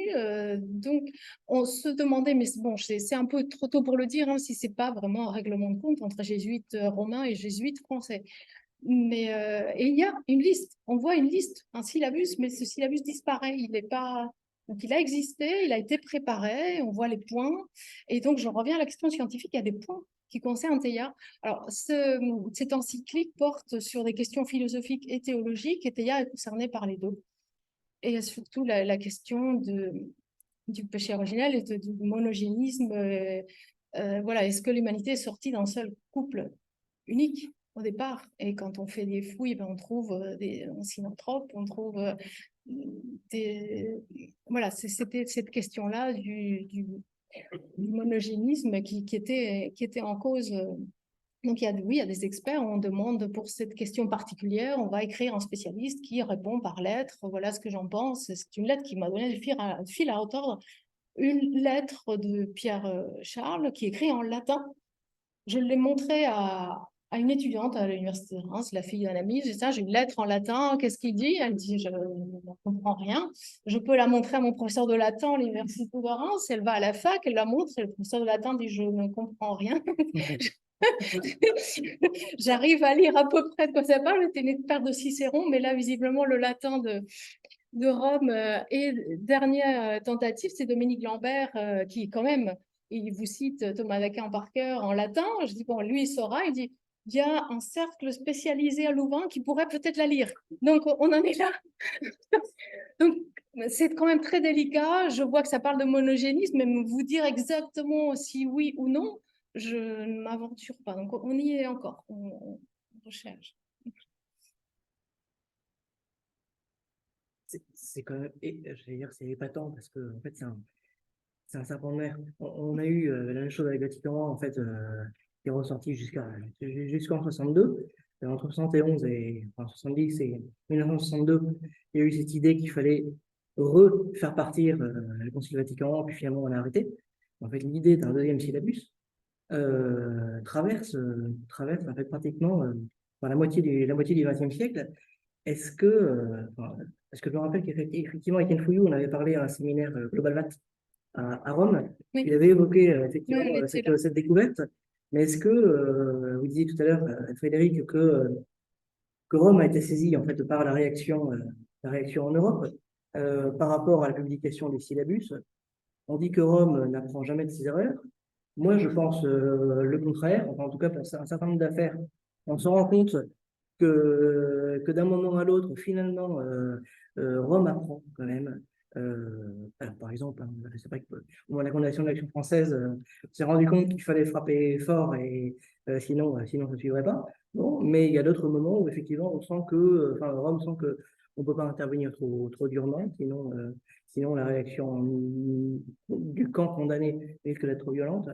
Est-ce qu'il n'y aurait pas aussi cette hypothèse de se dire, bah, en fait, la réaction était tellement violente au moment de, enfin, tout le monde s'est braqué au moment de la publication du syllabus, puis aussi au moment de Pachani et du serment anti-moderniste. Est-ce que on ne temporise pas en tout cas, je ne pensais pas que c'était à ce point-là, en fait, que ça avait traversé tout le. Ouais. Alors moi, je ne citerai qu'un seul exemple, puisque c'est celui sur lequel j'ai travaillé, c'est celui des romans d'inspiration catholique, par exemple, des années 1950. Tout le monde connaît Graham Greene à l'époque, le lit, tout le monde à l'époque connaît Luc Estang et le lit. Or, tout le monde connaît Van der Meer, Devalcheren et le lit, et pourtant tout le monde ignore quasiment qu'à la même époque, ils sont condamnés par Rome. Simplement, la condamnation leur est signifiée personnellement, mais n'est pas publiée.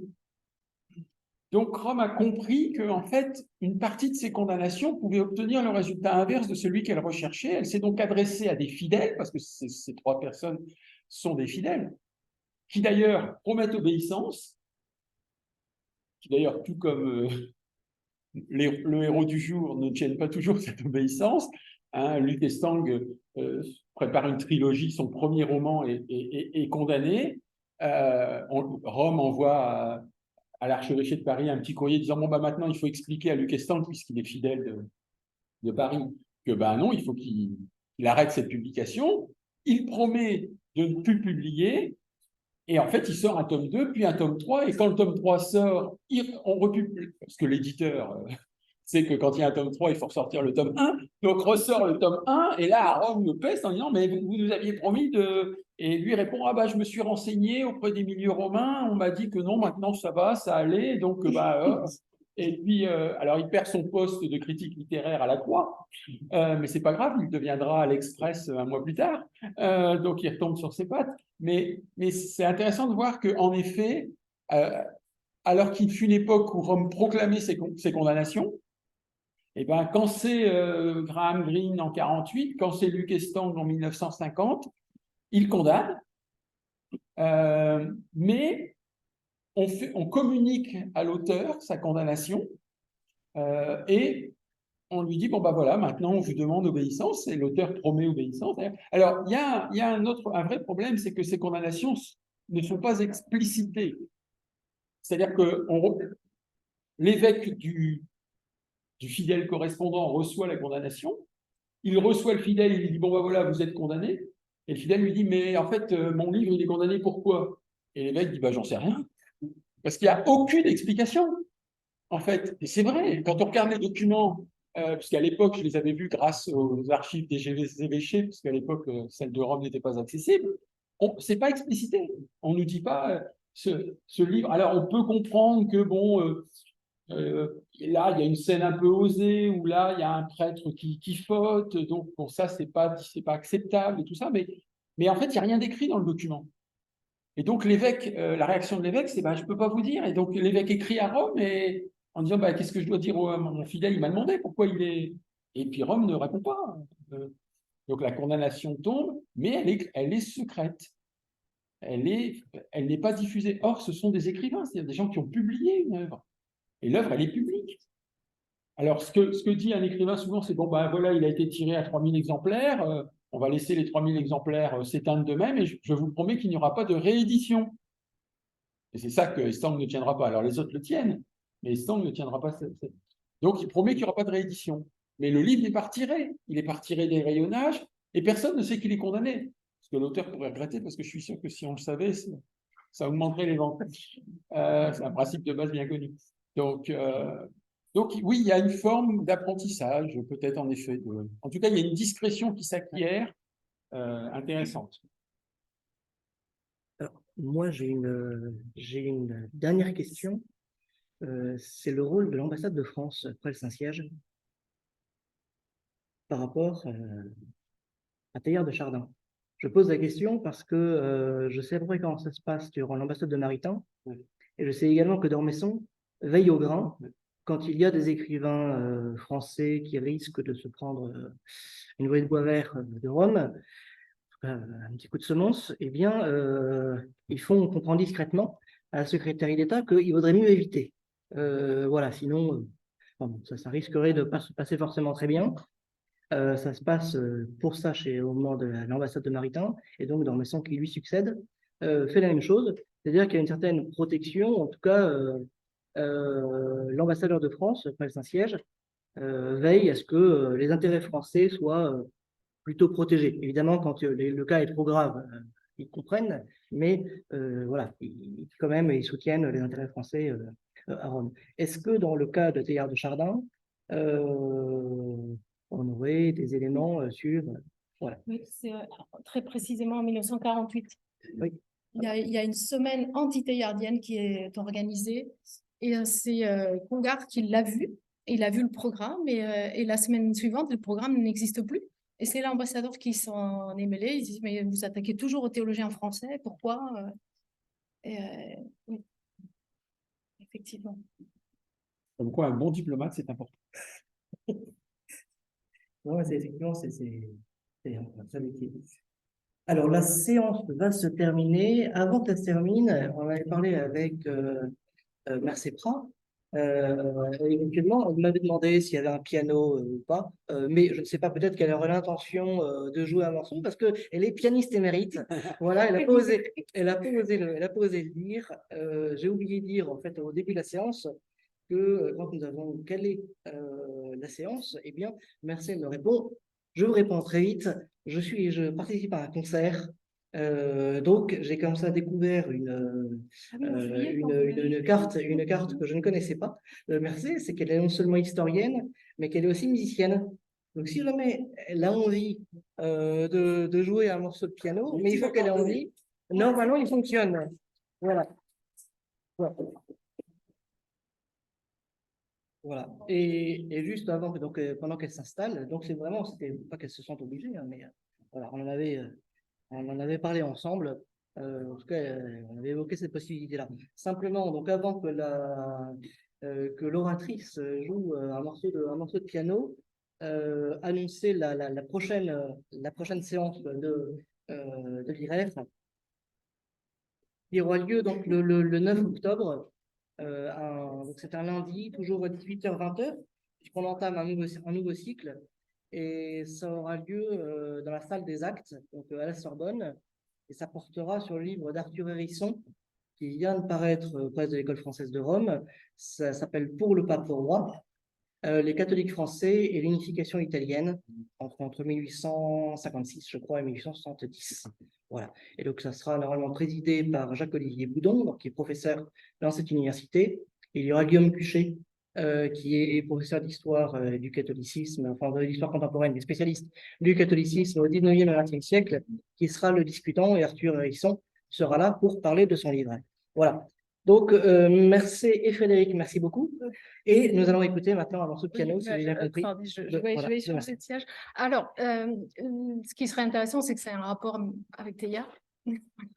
Alors, je pense à quelqu'un qui aime beaucoup la musique de Bach dans cette salle. Bon, il y en a plus d'un, j'imagine, mais Marc Le Boucher donnait des conférences cet été. Mais je ne peux pas jouer du Bach. Teilhard, c'est... Alors, Bach écrit des cahiers de préludes et fugues, il explore les tonalités, il écrit un cahier, quand il a fini d'écrire, il écrit un autre, c'est un cycle. Et Chopin emporte la musique de Bach à Majorque, quand il part l'hiver 1838, et il écrit 24 préludes. Déjà, il laisse tomber la fugue, et ce n'est pas un cycle, c'est un voyage. Et là, je vois plus Teilhard dans ce 19e siècle, c'est un homme du 19e siècle. Et c'est ça le mystère du teilhardisme, qu'une œuvre du 19e siècle triomphe au 20e et qu'elle ressurgisse encore. Donc, je pense plutôt au prélude de Chopin. Bon, je pensais au 20e prélude qui ressemble à un choral de Bach, donc ce serait un compromis entre Bach et ouais, et ceux qui sont en ligne, il va qu'ils restent, puisque le piano est juste à côté de l'ordinateur. Oui, je vais essayer cette chaise. Et en plus, comme ça, vous pourrez voir que la salle est effectivement bien remplie. Ouais.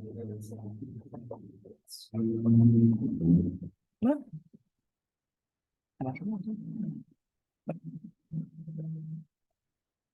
Ouais. Non, je suis vraiment très bien installée. On va aller directement à la fin. Alors, c'est le dernier crédit, je crois. Et hyper réussi, vous allez vous espérer à la fin, il y a 3 cloches. Vraiment, c'est la vérité, il y a se faire tirer.